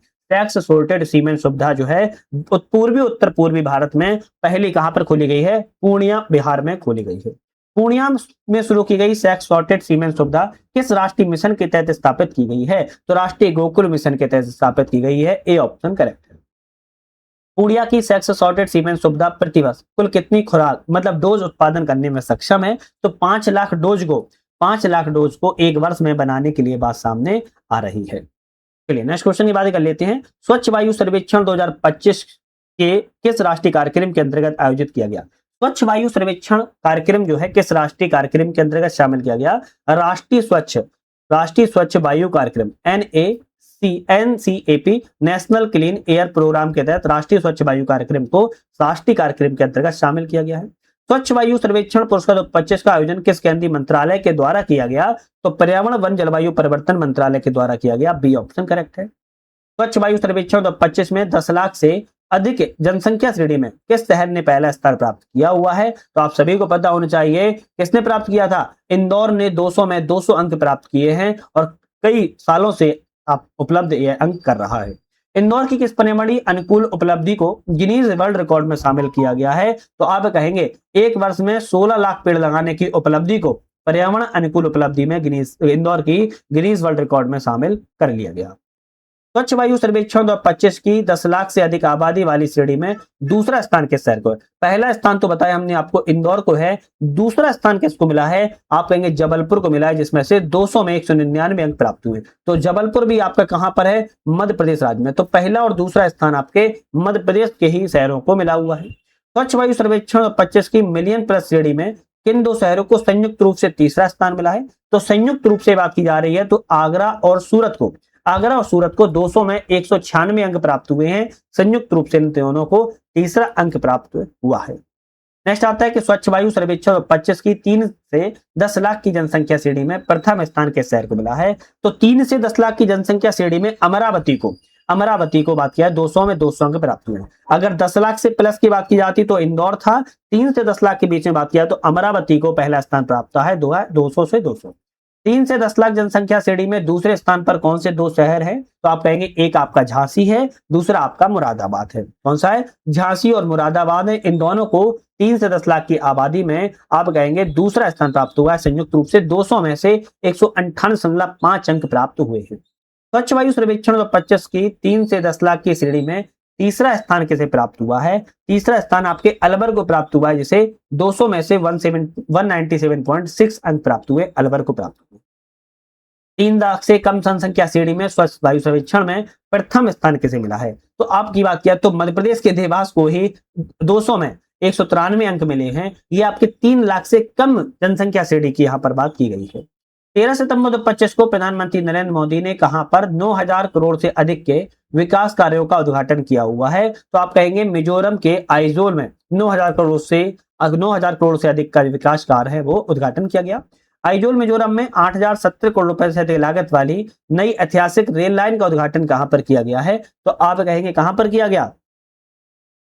आपका ऑप्शन आएगा यहाँ पर बेरावी सिरांग रेल लाइन में किया गया। कौन सा? बेरावी सिरांग रेल लाइन में किया गया है। कहां पर है? मिजोरम राज्य में है। कहां पर है? मिजोरम राज्य में स्थित है। आइजोल की पहली और बार भारतीय रेल नेटवर्क से जुड़ने की ऐतिहासिक अवसर पर कितनी नई एक्सप्रेस ट्रेनों को हरी झंडी दिखाकर रवाना किया गया है? तो आपका ऑप्शन रहेगा यहाँ पर 3 भारतीय ट्रेनों को हरी झंडी दिखाकर रवाना किया गया। NIRF रैंकिंग 2025 में समग्र श्रेणी ओवरऑल कैटेगरी में कौन सा संस्थान देश में टॉप पर है? तो IIT मद्रास। कौन सा? IIT मद्रास जो है टॉप पर बना हुआ है। IIT मद्रास ने NIRF की रैंकिंग में समग्र श्रेणी में लगातार कितने वर्षों से शीर्ष स्थान बनाए रखा है? 7 वर्षों से लगातार ये टॉप स्थान पर अपना रखे हुए है। 15 अगस्त 2025 को लाल किले की प्राचीर से PM विकसित भारत रोजगार योजना की घोषणा किसने की थी? तो आप सभी को पता होना चाहिए, आप लाल किले की प्राचीर से बोल रहे हैं। भारत के प्रधानमंत्री नरेंद्र मोदी जी के द्वारा घोषणा की गई थी। PM विकसित भारत रोजगार योजना के लिए सरकार द्वारा कुल कितने रुपए आवंटित किए गए हैं? तो आप कहेंगे लगभग 1 लाख करोड़ रुपए को आवंटन किया गया है। आपका डी ऑप्शन करेक्ट है। PM विकसित भारत रोजगार योजना के तहत नए रोजगार पाने वाले युवाओं को 2 किस्तों में कितनी राशि प्रोत्साहन के तौर पर दी जाएगी? 15,000 राशि प्रोत्साहन के तौर पर दी जाएगी, जो कि 2 किस्तों में दी जाएगी। केंद्र सरकार के द्वारा राष्ट्रीय क्वांटम मिशन किस वर्ष तक पूरा करने का लक्ष्य रखा गया है? 2035 तक कहा है कि हम अपने राष्ट्रीय क्वांटम मिशन को पूरा कर लेंगे। 2035 तक की बात की गई है। भगवान बुद्ध से संबंधित पेपर हवा निशानियों को कितने वर्षों के बाद 30 जुलाई 2025 को भारत वापस लाया गया है? तो कितने वर्षों के बाद 30 जुलाई 2025 को भारत से वापस लाया गया? 127 वर्षों के बाद बात की जा रही है। पेपर हवा निवासियों को भारत वापस लाया गया 127 वर्षों के बाद। आप रखना है ए ऑप्शन करेक्ट है। ऐतिहासिक पेपर हवा निवासियों की खोज ब्रिटिश काल के दौरान किस वर्ष की गई थी? तो ऑप्शन कहेंगे 1898 में की गई थी। सी ऑप्शन करेक्ट है। पेपर हवा स्तूप जो है भगवान बुद्ध की निशानियां खोजी गई उत्तर प्रदेश के किस जिले में स्थित है? तो सिद्धार्थ नगर में स्थित है। उत्तर प्रदेश के सिद्धार्थ नगर में पेपर हवा स्तूप की निशानियों को खोजा गया था।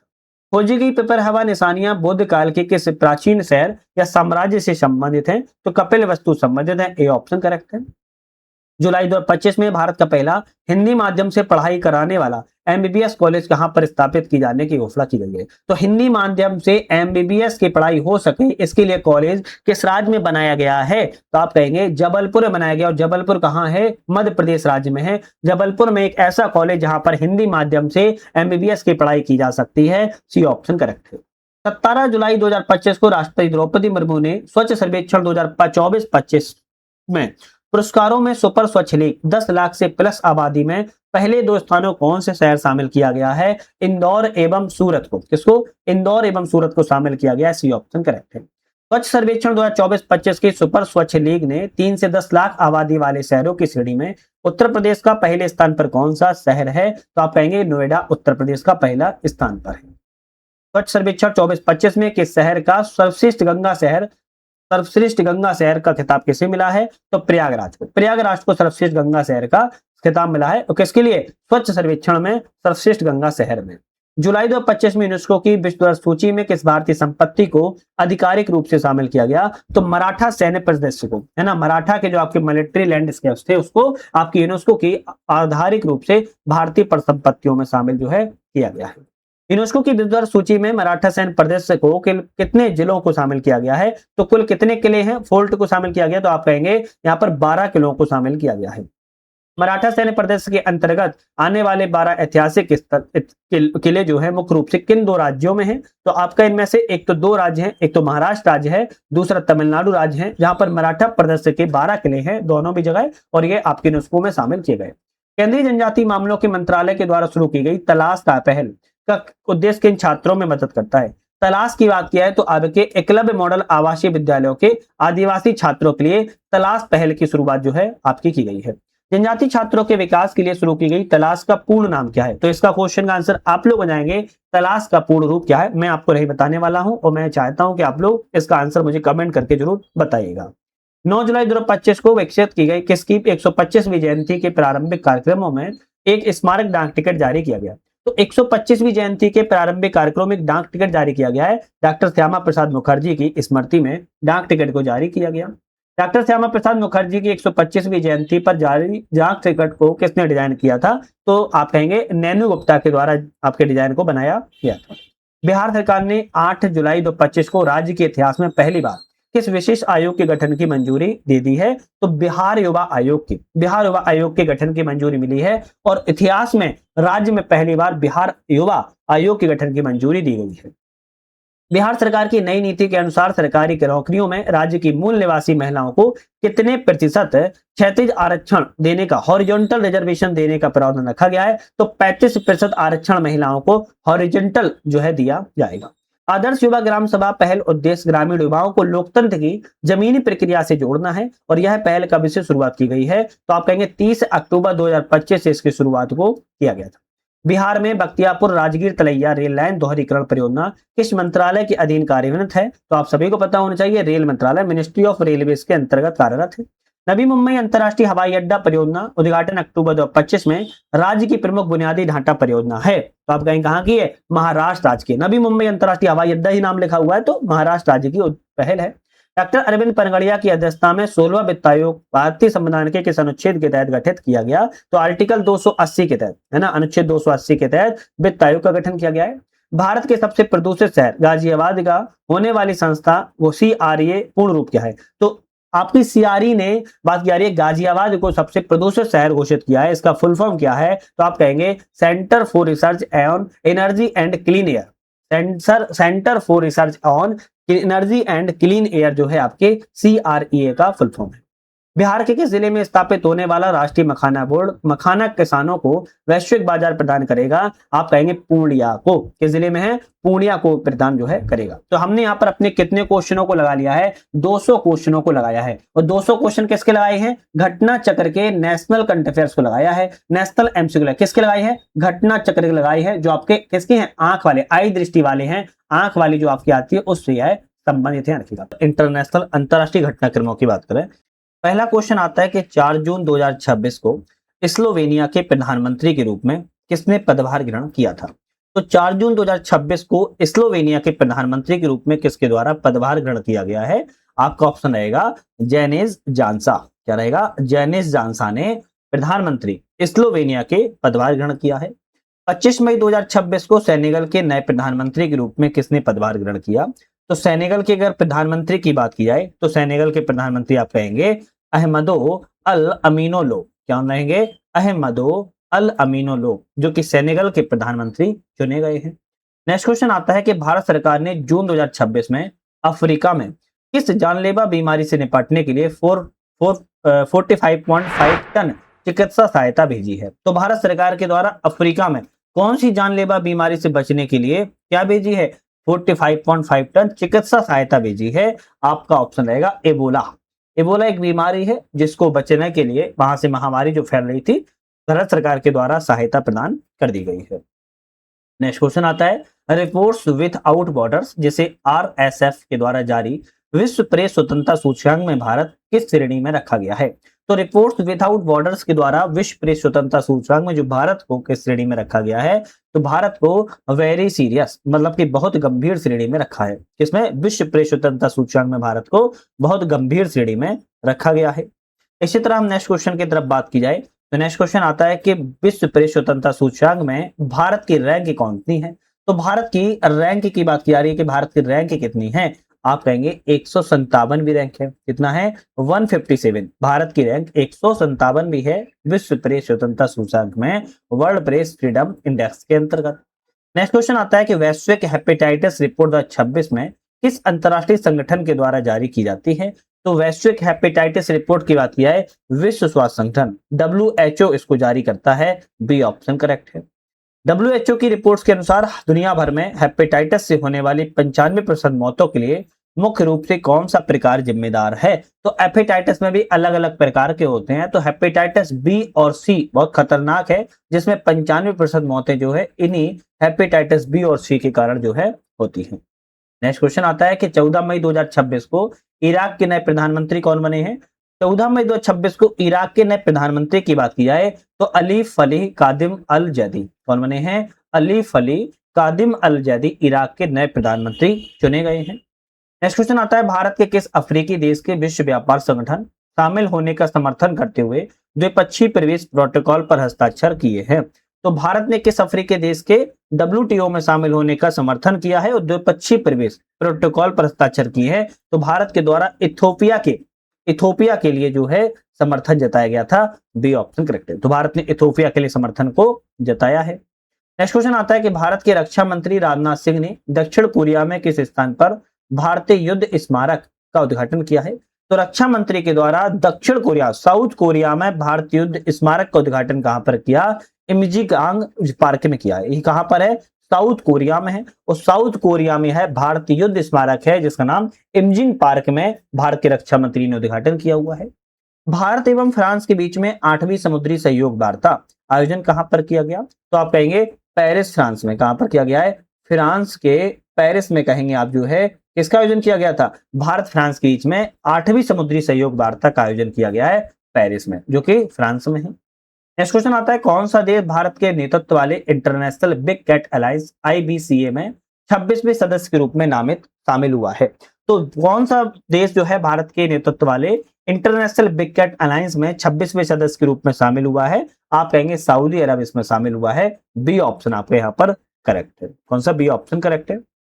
नेक्स्ट क्वेश्चन आता है किन दो देशों ने बाल्टिक क्षेत्र में नाटो का नया सामरिक कमांड सेंटर स्थापित करने की घोषणा की है? तो क्या बात की जा रही है? बात की जा रही है कि ऐसे कौन से दो देश हैं जिन्होंने नाटो का नया सामरिक कमांड सेंटर स्थापित करने की घोषणा की है? तो एक तो आपका इसमें आ जाता है जर्मनी, ऑप्शन जर्मनी के द्वारा, और दूसरा इसमें ऑप्शन आएगा आपका नीदरलैंड। कौन सा आएगा? नीदरलैंड आ जाएगा, या रखिएगा। तो नीदरलैंड और जर्मनी दोनों ने मिलकर जो है नया सामरिक कमांड सेंटर स्थापित करने की घोषणा भी हाल ही में की गई है। तो आपका ऑप्शन जर्मनी और नीदरलैंड है। नेक्स्ट क्वेश्चन आता है कि मई 2026 में 79वीं विश्व स्वास्थ्य सभा WHA कहां पर आयोजित की गई? तो वर्ल्ड हेल्थ असेंबली कहां पर आयोजन की गई थी मई 2026 में? आपका ऑप्शन रहेगा जिनेवा, स्विट्जरलैंड में स्थापित की गई थी, आयोजन किया गया था जिनेवा, स्विट्जरलैंड में। नेक्स्ट क्वेश्चन आता है किस प्रमुख खाड़ी देश ने 1 मई 2026 से पेट्रोलियम निर्यातक देशों के संगठन ओपेक से आधिकारिक रूप से अलग होने की घोषणा कर दी है। तो किस प्रमुख खाड़ी देशों ने घोषणा की है कि ओपेक से आधिकारिक रूप से अलग हो जाएंगे? आप कहेंगे संयुक्त अरब अमीरात, यूएई के द्वारा घोषणा की गई।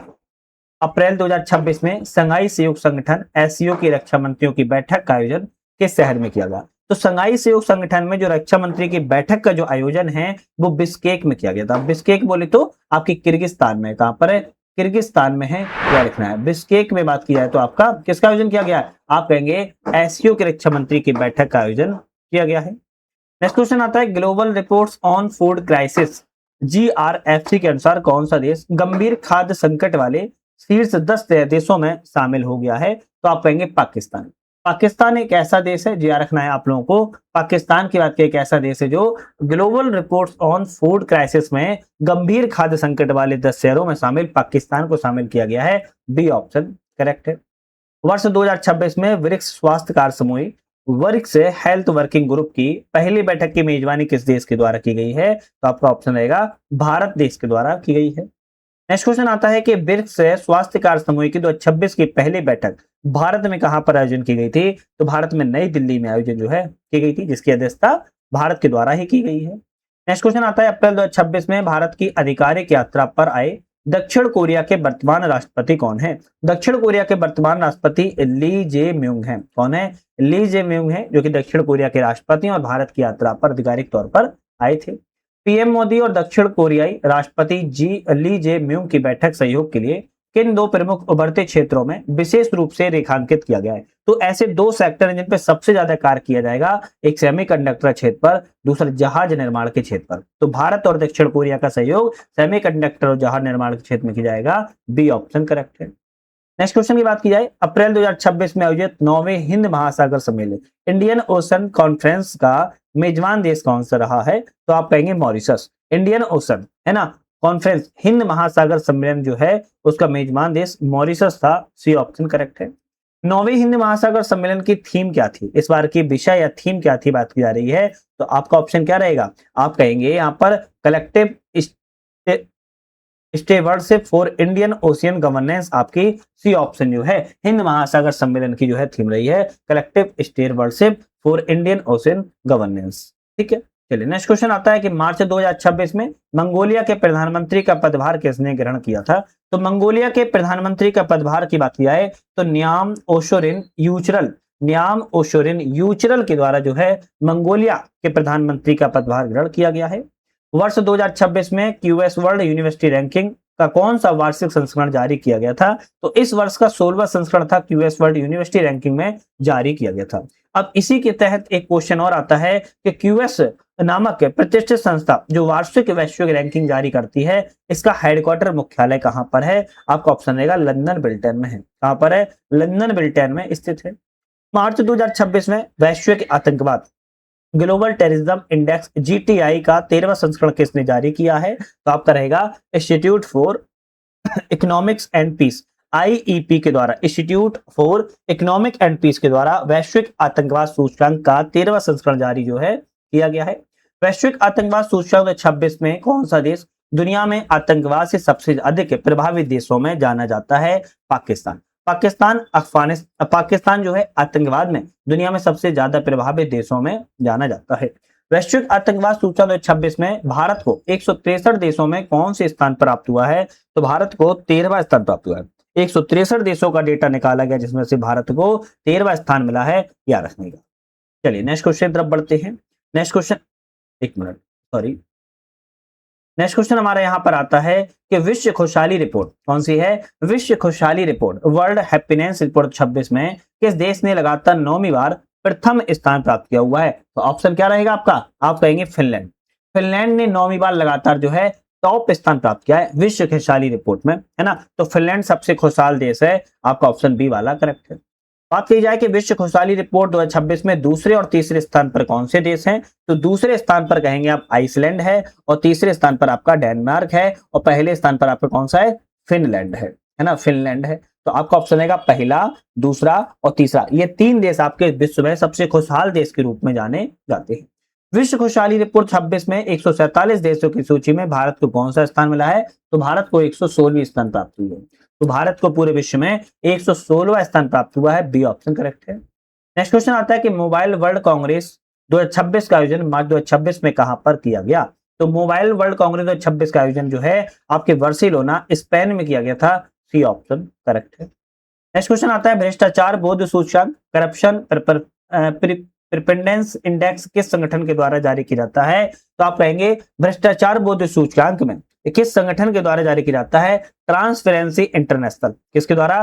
ट्रांसपेरेंसी इंटरनेशनल संगठन के द्वारा आपकी कौन सी रिपोर्ट? आप कहेंगे भ्रष्टाचार बोध सूचकांक रिपोर्ट को जारी की जाती है।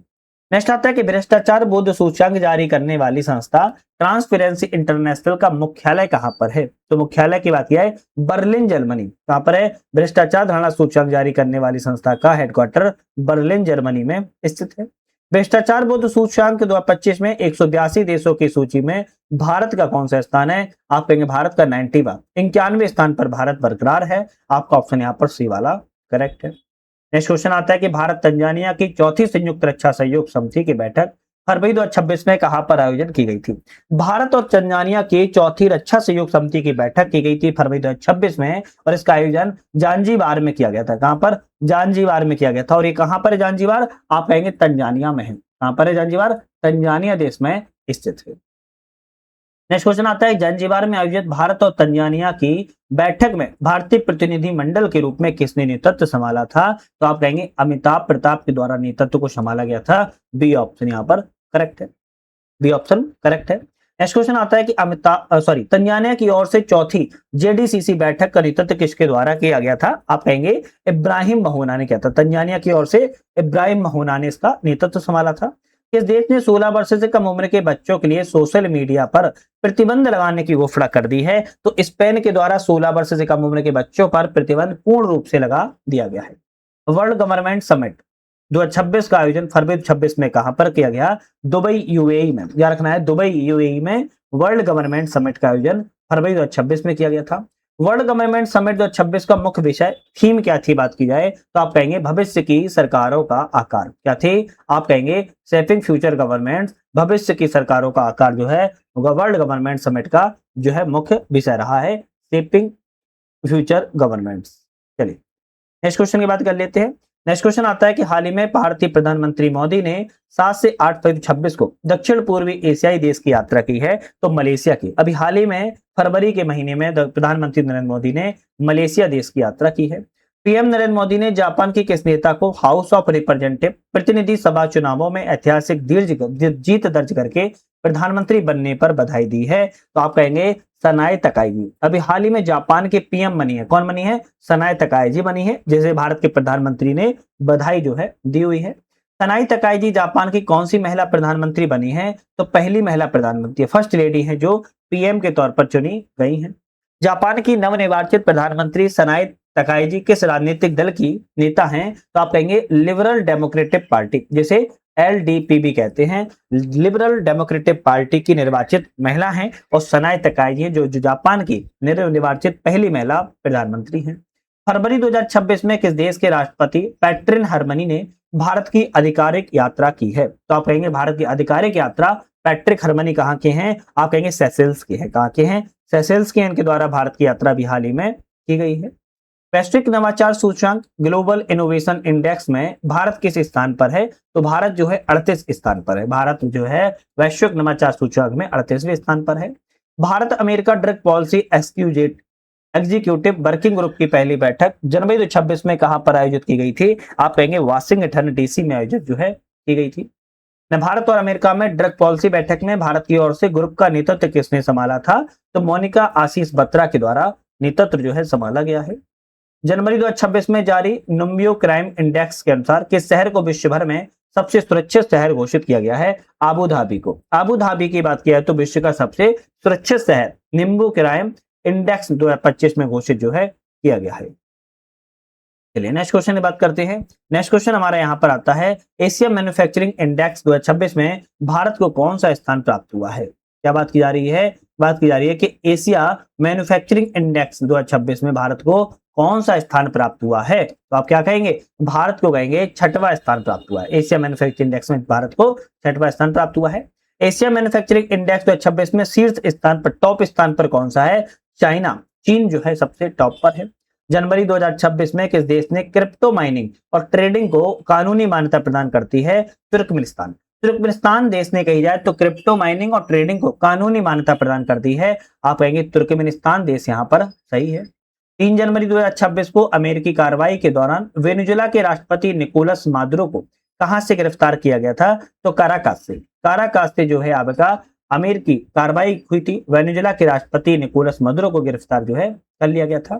सीपरी रिपोर्ट 2024 में टॉप 100 हथियार कंपनियों की सैन्य सेवाओं की बिक्री में प्राप्त आय कितनी प्रतिशत बढ़ी है? तो आप कहेंगे 5.9% बढ़ी है। आपका बी ऑप्शन यहाँ पर करेक्ट है। तो किसकी रिपोर्ट है? सीपरी की रिपोर्ट के अनुसार बात यहाँ पर की गई है। सीपरी की रिपोर्ट के अनुसार वर्ष 2024 में दुनिया की टॉप 100 हथियार कंपनियों की कुल आय कितनी रही है? तो आप कहेंगे $679 बिलियन रही है। $679 बिलियन जो है रही है। नीलामी हुई 400 वर्ष पुरानी प्रसिद्ध painting Christ on the cross की नीलामी कितने मूल्य में की गई है? 2.3 मिलियन यूरो में की गई है, मतलब कि 2.7 मिलियन डॉलर के अंतर्गत जो है क्राइस्ट ऑन द क्रॉस आपकी जो है पेंटिंग की नीलामी को भी हाल ही में किया गया है। क्राइस्ट ऑन द क्रॉस नामक एक प्रसिद्ध पेंटिंग के चित्रकार कौन है? तो आप कहेंगे पीटर पॉल रोवेस है। कौन है? पीटर पॉल रोवेस है। नेक्स्ट क्वेश्चन आता है कि नवंबर 2025 में Asia power index 2025 Asia power index के थिंक टैंक के द्वारा जारी किया गया है। तो एशिया पावर इंडेक्स के थिंक टैंक के द्वारा जारी किया गया, ऑप्शन आपका क्या रहेगा? आप कहेंगे Loewi institute Australia. Loewi institute Australia के द्वारा एशिया पावर इंडेक्स को जारी जो है किया गया है। चलिए नेक्स्ट क्वेश्चन की तरफ बढ़ते हैं। भारत ने एशिया पावर इंडेक्स 2025 में कौन सा स्थान प्राप्त किया हुआ है? तीसरा स्थान। भारत के द्वारा एशिया पावर इंडेक्स में तीसरा स्थान प्राप्त किया गया है। एशिया पावर इंडेक्स 2025 में पहले और दूसरे स्थान पर कौन सा है? तो पहले और दूसरा स्थान कहेंगे, पहला स्थान यूएसए का है और दूसरा स्थान की बात किया तो आप कहेंगे चीन का है। तो पहला और दूसरा स्थान जो है आपके यूएसए और चाइना का है। नेक्स्ट क्वेश्चन की तरफ बढ़ते हैं। भारतीय प्रौद्योगिकी संस्थान आईआईटी का पश्चिम अफ्रीका में पहला प्रस्तावित परिसर कहां पर स्थापित किया गया? कैंपस की बात की जा रही है तो आप कहेंगे आईआईटी का पश्चिमी अफ्रीका में पहला नाइजीरिया में, कहां पर? नाइजीरिया में स्थापित किया गया है। ऑप्शन यहां पर देख लेते हैं, बी ऑप्शन यहां पर करेक्ट है। नेक्स्ट क्वेश्चन आता है विश्व स्वास्थ्य संगठन WHO ने नवंबर 2025 में किस देश में पोलियो प्रकोप के पूरी तरह समापन की घोषणा कर दी है? तो पोलियो प्रकोप को पूरी तरह समापन की घोषणा इंडोनेशिया में कर दी गई है WHO के द्वारा। बी ऑप्शन यहां पर जो है करेक्ट है। नेक्स्ट क्वेश्चन आता है कि 21 नवंबर 2025 को आयोजित प्रतियोगिता में मिस यूनिवर्स 2025 का विजेता कौन रही है? मिस यूनिवर्स 2025 की विजेता की बात की जाए फातिमा बॉस रही हैं, जो कि मैक्सिको देश से संबंधित हैं। बी ऑप्शन यहाँ पर करेक्ट है। चलिए नेक्स्ट क्वेश्चन तरफ बढ़ेंगे। नेक्स्ट क्वेश्चन आता है कि कैम्ब्रिज डिक्शनरी में वर्ष 2025 का वर्ड ऑफ द ईयर किसे चुना गया था? वर्ड ऑफ द ईयर की बात करें किसे चुना गया था? तो आप कहेंगे पैरासोशल को चुना गया है। आपका यहाँ पर जो है सी ऑप्शन करेक्ट है। नेक्स्ट क्वेश्चन आता है कि नवंबर 2025 में विश्व दूरसंचार विकास सम्मेलन आयोजन कहां पर किया गया? तो विश्व दूरसंचार सम्मेलन का जो आयोजन है नवंबर 2025 में बात किया है बाकू अजरबैजान में किया गया था। बी ऑप्शन यहां पर करेक्ट है। नेक्स्ट क्वेश्चन आता है तीसरे अंतरराष्ट्रीय आयुर्वेद सम्मेलन इंटरनेशनल आयुर्वेदा कांग्रेस का आयोजन नवंबर 2025 में कहां पर किया गया था? आप कहेंगे साओ पाउलो, जो कि ब्राजील देश में स्थित है, वहां पर तीसरे अंतरराष्ट्रीय आयुर्वेद सम्मेलन का आयोजन किया गया है। नवंबर 2025 में जारी जलवायु परिवर्तन प्रदर्शन सूचना 2026 में क्लाइमेट चेंज परफॉर्मेंस इंडेक्स में CCPI में भारत को कौन सा स्थान मिला हुआ है? तो भारत को पूछ रहा है कौन सा स्थान मिला है, तो भारत को 23वां स्थान प्राप्त हुआ है। यहाँ पर सी ऑप्शन करेक्ट है। नेक्स्ट क्वेश्चन आता है एशिया प्रशांत आर्थिक सहयोग शिखर सम्मेलन 2025 की बैठक अक्टूबर नवंबर 2025 में कहां पर आयोजित की गई थी? आप कहेंगे ग्योंगजू दक्षिण कोरिया में आयोजन की गई थी। बी ऑप्शन करेक्ट है। नेक्स्ट क्वेश्चन आता है एशिया प्रशांत आर्थिक सहयोग शिखर सम्मेलन 2025 की मुख्य थीम क्या है? तो आप कहेंगे यहाँ पर थीम क्या है? तो आप कहेंगे building a sustainable tomorrow, connect, innovate और प्रपोजल। आप कहेंगे बी ऑप्शन यहाँ पर करेक्ट है। चलिए नेक्स्ट क्वेश्चन आता है कि एशिया प्रशांत आर्थिक सहयोग का मुख्यालय कहां पर है? तो एशिया आर्थिक सहयोग का मुख्यालय की बात की कहां पर है? आप कहेंगे सिंगापुर में स्थित है। कहां पर है? सिंगापुर में स्थित है, याद रखिएगा। चलिए नेक्स्ट क्वेश्चन की बात कर लेते हैं। अक्टूबर 2025 में क्लाइमेट इनइक्वालिटी रिपोर्ट 2025 किसने जारी किया? क्लाइमेट इन इक्वलिटी रिपोर्ट 2025 की बात करें, किसके द्वारा जारी किया गया? ऑप्शन आप क्या कहेंगे, किसके द्वारा? तो आप कहेंगे वर्ल्ड इनइक्वलिटी लैब के द्वारा जारी किया जाता है। बी ऑप्शन करेक्ट है ना, बी ऑप्शन करेक्ट है। इसी तरह नेक्स्ट क्वेश्चन आता है, क्लाइमेट इन इक्वलिटी रिपोर्ट 2025 का शीर्षक टाइटल क्या है? तो इसका आंसर आप लोग मुझे कमेंट करके बताएगा, क्योंकि ये मैंने आपको नेशनल वाली करंट अफेयर्स में भी इसका क्वेश्चन को आंसर दिया हुआ था, है ना, नेशनल वाली आपकी क्वेश्चन का आंसर दिया हुआ था। क्या ऑप्शन हो सकता है बताइए, है ना, बता दूं क्या? चलिए बता देते। Climate change a capital challenge why climate policy must tackle ownership. तो बी ऑप्शन आपका यहाँ पर करेक्ट हो जाएगा। चलिए नेक्स्ट क्वेश्चन आता है कि इस रिपोर्ट के अनुसार विश्व के सर्वाधिक धनी 1% लोगों के पास वैश्विक संपत्ति का कितना हिस्सा है? पूरे विश्व में संपत्ति का 38.4% हिस्सा कहेंगे धनी लोगों के पास बना हुआ है। नेक्स्ट क्वेश्चन आता है, विश्व के सर्वाधिक धनी 1% लोगों का आधारित उत्सर्जन उपभोग कितना योगदान है? तो आप कहेंगे 15% का। कितना है? 15% का उपभोग का योगदान है। ऑप्शन आपका बी वाला यहाँ पर करेक्ट है। इसी तरह नेक्स्ट क्वेश्चन आता है, 11 नवंबर 2025 को किस महिला ने आयरलैंड के राष्ट्रपति का पदभार ग्रहण किया हुआ है? तो कैथरीन कॉनोली। कैथरीन कॉनोली के द्वारा राष्ट्रपति आयरलैंड की ने जो है चुना गया है। अक्टूबर 2025 में 22वें आसियान भारत शिखर सम्मेलन का आयोजन कहां पर किया गया? तो आप कहेंगे कुआलालंपुर मलेशिया में। बात किया है तो अक्टूबर 2025 में आसियान भारत शिखर सम्मेलन का 22वां सत्र का आयोजन किया गया है। भारत को संयुक्त राष्ट्र मानवाधिकार परिषद UNHRC किस अवधि के लिए निर्विरोध चुना गया है? वर्ष 2026 से 2028 के लिए। आप कहेंगे संयुक्त राष्ट्र मानवाधिकार परिषद की अवधि के लिए निर्विरोध अध्यक्ष बनाया गया है। भारत को संयुक्त राष्ट्र मानवाधिकार परिषद अब तक कौन सी बार, कितनी बार चुना गया है? तो आप कहेंगे 7वीं बार चुना गया है। 2026-28 के लिए 7वीं बार चुना गया है। ये अपने आप में उपलब्धि है। अक्टूबर 2025 में किन अमेरिकी वैज्ञानिकों को वर्ष 2025 का भौतिकी का नोबेल पुरस्कार दिया गया है? तो अमेरिकी वैज्ञानिक हैं जिन्हें भौतिकी का नोबेल पुरस्कार मिला हुआ है। किन किन व्यक्तियों को मिला है इसकी बात यहाँ पर की जा रही है। तो आप कहेंगे जॉन क्लॉर्क को मिला है, मिशेल एच डेवोरेट को मिला है, जॉन एम मार्टिस को मिला है। तो 3 व्यक्तियों को नोबेल पुरस्कार मिला है भौतिकी के क्षेत्र में। बी ऑप्शन करेक्ट है। वर्ष 2025 में भौतिकी का नोबेल पुरस्कार किस क्षेत्र में उत्कृष्ट उपलब्धि के लिए दिया जाता है? तो दिया गया है क्वांटम यांत्रिकी और विद्युत परिपथ अनुसंधान के लिए भौतिकी का नोबेल पुरस्कार जो है दिया गया है। नेक्स्ट क्वेश्चन आता है, इन पुरस्कारों को वर्ष 2025 का नोबेल पुरस्कार किस विशिष्ट खोज के लिए मिला था? तो आप कहेंगे विद्युत परिपथ में माइक्रोस्कोपिक क्वांटम यांत्रिक टनलिंग एवं ऊर्जा क्वांटीकरण के लिए दिया गया था। बी ऑप्शन करेक्ट है। नेक्स्ट क्वेश्चन है कि वर्ष 2025 का भौतिकी का नोबेल पुरस्कार किस प्रतिष्ठित संस्था के द्वारा घोषित किया गया है? तो आप कहेंगे ऐसी कौन सी संस्था है जिसके द्वारा नोबेल पुरस्कार दिया गया? आप कहेंगे the royal Swedish academy of sciences के द्वारा जो है दिया गया था। ए ऑप्शन करेक्ट है। नेक्स्ट क्वेश्चन आता है, अक्टूबर 2025 में किस देश ने नाटो की ईंधन पाइपलाइन प्रणाली से जुड़ने के लिए एक प्रारंभिक समझौते पर हस्ताक्षर किए हैं? तो पोलैंड ने नाटो की ईंधन पाइपलाइन प्रणाली से जुड़ने के लिए समझौता जो है किया हुआ है। अक्टूबर 2025 में भारत रूस रणनीतिक साझेदारी घोषणा कितने वर्ष के पूरे हो गए हैं? तो 25 वर्ष पूरे हो चुके हैं। सी ऑप्शन करेक्ट है। भारत रूस रणनीतिक साझेदारी घोषणा के 25 वर्ष पूरे हो चुके हैं। वर्ष 2000 में भारत रूस रणनीतिक साझेदारी की ऐतिहासिक घोषणा किस भारतीय प्रधानमंत्री ने हस्ताक्षर किए थे? आपका ऑप्शन रहेगा अटल बिहारी वाजपेयी के द्वारा हस्ताक्षर किए गए थे। बी ऑप्शन करेक्ट है। किसने किए थे? अटल बिहारी वाजपेयी जी ने किए थे। नेक्स्ट क्वेश्चन आता है, सितंबर 2025 में भारत और किस देश ने रक्षा सहयोग बढ़ाने के लिए एक समझौते पर हस्ताक्षर किए हैं? तो भारत और किस देश ने रक्षा सहयोग बढ़ाने के लिए? तो भारत और मोरक्को देश ने अभी हाल ही में सितंबर 2025 में रक्षा सहयोग के लिए हस्ताक्षर किया है। सितंबर 2025 में अफ्रीकी संघ AU, यूरोपीय संघ EU, संयुक्त राष्ट्र UN के बीच नेताओं की 6वीं त्रिपक्षीय बैठक का आयोजन कहां पर किया गया है? तो ऑप्शन रहेगा न्यूयॉर्क के संयुक्त राष्ट्र के मुख्यालय में किया गया था। सी ऑप्शन यहां पर करेक्ट है। इस 6वीं त्रिपक्षीय बैठक में अफ्रीकी संघ के प्रतिनिधि के रूप में किसने भाग लिया था? महमूद अली यूसुफ ने अफ्रीकी संघ के प्रतिनिधि के रूप में भाग लिया था। वैश्विक नवाचार सूचकांक 2025 के संस्था के द्वारा जारी किया जाता है। विश्व बौद्धिक संपदा संगठन, है ना, WIPO, विश्व बौद्धिक संपदा संगठन के द्वारा वैश्विक नवाचार सूचकांक को जारी किया जाता है।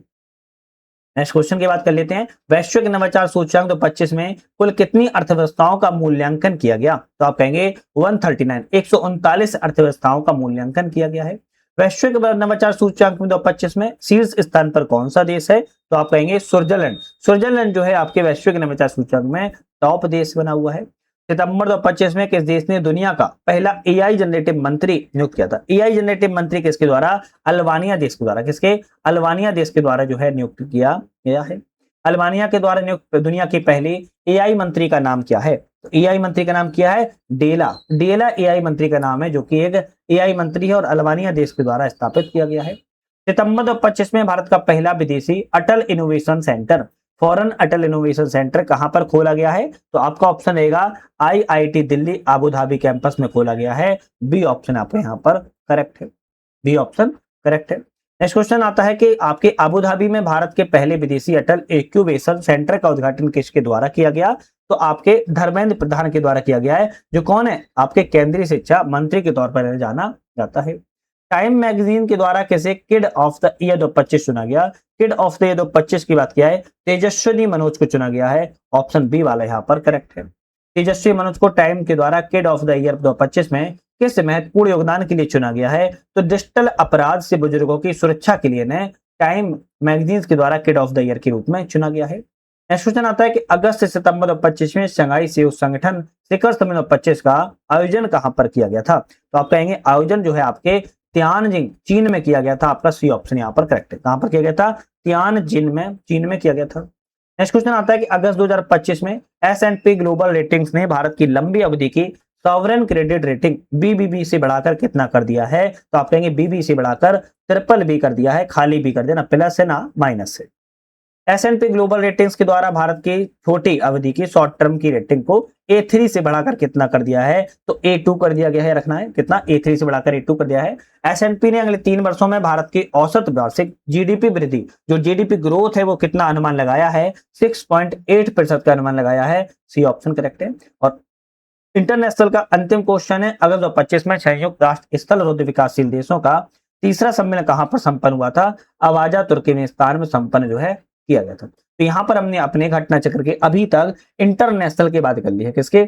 इंटरनेशनल करंट अफेयर्स की जो है बात कर ली है। और इंटरनेशनल के अलावा हम पिछली बात की जाए तो नेशनल करंट अफेयर्स की भी बात कर चुके हैं। आज का हमारा टॉपिक साइंस एवं टेक्नोलॉजी का होने वाला है। इससे पहले हम national current affairs, international current affairs की भी MCQ लगा चुके हैं और आपके घटना चक्र के माध्यम से भी हम 1 लाइनर पूरा कंप्लीट कर चुके हैं। आप चाहो तो चैनल पे जाके देख सकते हो, सारी चीजें अपलोड भी हैं। तो साइंस और टेक्नोलॉजी में क्वेश्चन बहुत ज्यादा महत्वपूर्ण रहते हैं और इसके बाद एक और वीडियो आएगी इकोनॉमी सेक्शन की, जो कि बहुत ही ज्यादा महत्वपूर्ण रहेगी। साइंस टेक्नोलॉजी में पहला क्वेश्चन आता है कि 5 जून 2026 को भारत का 7वां क्षेत्रीय मौसम विज्ञान केंद्र कहां पर स्थापित किया गया? तो 7वां है क्षेत्रीय मौसम विज्ञान केंद्र और कहां पर स्थापित किया गया है? आप कहेंगे जम्मू कश्मीर में स्थापित किया गया है। किस चीज को? 7वां क्षेत्रीय मौसम विज्ञान केंद्र। नेक्स्ट क्वेश्चन आता है कि जून 2026 में भारत में E85 ईंधन का आधिकारिक शुभारंभ कहां पर किया गया? भारत में E85 ईंधन के बारे में, इथेनॉल के बारे में बात किया जा रहा है। इथेनॉल 85 को जो शुभारंभ है वो कहां पर किया गया? आप कहेंगे नई दिल्ली में शुभारंभ किया गया था। नेक्स्ट क्वेश्चन आता है कि जून 2026 में किस केंद्रीय मंत्री के द्वारा E85 ईंधन का शुभारंभ किया गया था? तो किस मंत्री ने यहां पर जो है E85 का शुभारंभ किया था?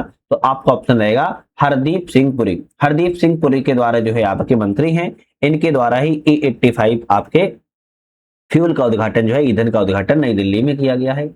E85 ईंधन का लॉन्च किस कंपनी के आउटलेट पर किया गया था? किस कंपनी के आउटलेट पर किया गया है? तो इंडियन ऑयल कंपनी के आउटलेट पर किया गया है। सी ऑप्शन करेक्ट है। ये क्वेश्चन बन सकता है कि E85 ईंधन का लॉन्च किस कंपनी के आउटलेट पर किया गया? तो आप कहेंगे इंडियन ऑयल कंपनी के आउटलेट पर किया गया है। नेक्स्ट क्वेश्चन आता है कि जून 2026 में समाप्त किया गया मेवेन मिशन, है ना, मेवेन मिशन किस अंतरिक्ष एजेंसी का था? तो मेवेन मिशन की बात की जा रही किस अंतरिक्ष कंपनी का था? नासा कंपनी का था और नासा कंपनी अमेरिका की है। अभी हाल ही में जून 2026 में ये मिशन समाप्त हो चुका है, मेवेन मिशन। ठीक है, चलिए अब आप लोगों से क्वेश्चन मुझे पूछना है कि मेवेन का फुल फॉर्म क्या है, पूरा नाम क्या है? आप लोग मुझे कमेंट करके बताइएगा, है ना। मेवेन का ये 4 नाम ऑप्शन दिए गए हैं ABCD, इन चारों में से आपको कमेंट करके बताना है मेवेन का फुल फॉर्म क्या है। ठीक है, आप मुझे कमेंट करके जरूर बताइएगा। नेक्स्ट क्वेश्चन आता है मई 2026 में लॉन्च किया गया भारत का पहला स्वदेशी stratospheric super pressure balloon SPB जैसे कहते हैं, वो है कौन सा है? तो भारत का पहला है और भारत का पहला है स्वदेशी स्ट्रेटोस्फेरिक सुपर प्रेशर बैलून है, यह कौन सा है? तो आपका ऑप्शन रहेगा विस्टा नाम से है। किस नाम से है? विस्टा नाम से है, बी ऑप्शन करेक्ट है। नेक्स्ट क्वेश्चन आता है कि विस्टा बैलून को किस कंपनी के द्वारा विकसित एवं लॉन्च किया गया है? तो विस्टा बैलून को किस कंपनी ने विकसित या लॉन्च किया हुआ है? आप कहेंगे यहाँ पर रैड बैलून एरोस्पेस कंपनी के द्वारा विकसित किया गया और लॉन्च किया गया। तो रैड बैलून एरोस्पेस कंपनी ने किस चीज को? आप कहेंगे विस्टा बैलून को जो है लॉन्च किया हुआ है। नेक्स्ट क्वेश्चन आता है कि मई 2026 में विस्टा बैलून कहां से लॉन्च किया गया था? अब कहां से लॉन्च किया गया? तो आप कहेंगे विजयवाड़ा। विजयवाड़ा कहां पर है? आंध्र प्रदेश राज्य में है। विजयवाड़ा आंध्र प्रदेश से विस्टा को बैलून को लॉन्च किया गया है। नेक्स्ट क्वेश्चन आता है कि 2 जून 2026 को रुद्र सेकंड मिसाइल का सफल परीक्षण किसने किया? रुद्र सेकंड मिसाइल का सफल परीक्षण डीआरडीओ एवं इंडियन एयरफोर्स के द्वारा किया गया है। रक्षा अनुसंधान विकास संगठन एवं भारतीय वायुसेना ने 2 जून को रुद्र सेकंड मिसाइल का सफल परीक्षण किया हुआ है। यह भी अपने आप में क्वेश्चन महत्वपूर्ण है। नेक्स्ट क्वेश्चन की बात की जाए कि रुद्र सेकंड मारक क्षमता कितनी है? Rudra second M second missile जो है उसकी मारक क्षमता कितनी है? आप कहेंगे वायु से सतह मिसाइल यह जो है मारक क्षमता है, एयर टू सरफेस मिसाइल है। रुद्र एम सेकंड जो है कहां की मिसाइल है? वायु से सतह पर जो है मारक क्षमता करने के लिए सक्षम है। नेक्स्ट क्वेश्चन आता है कि मई 2026 में दुर्लभ रोगों पर 2 दिवसीय राष्ट्रीय सम्मेलन कहां पर आयोजन किया गया? दुर्लभ रोगों पर 2 दिवसीय राष्ट्रीय सम्मेलन की बात किया है, नई दिल्ली में आयोजन किया गया था। ये ऑप्शन करेक्ट है।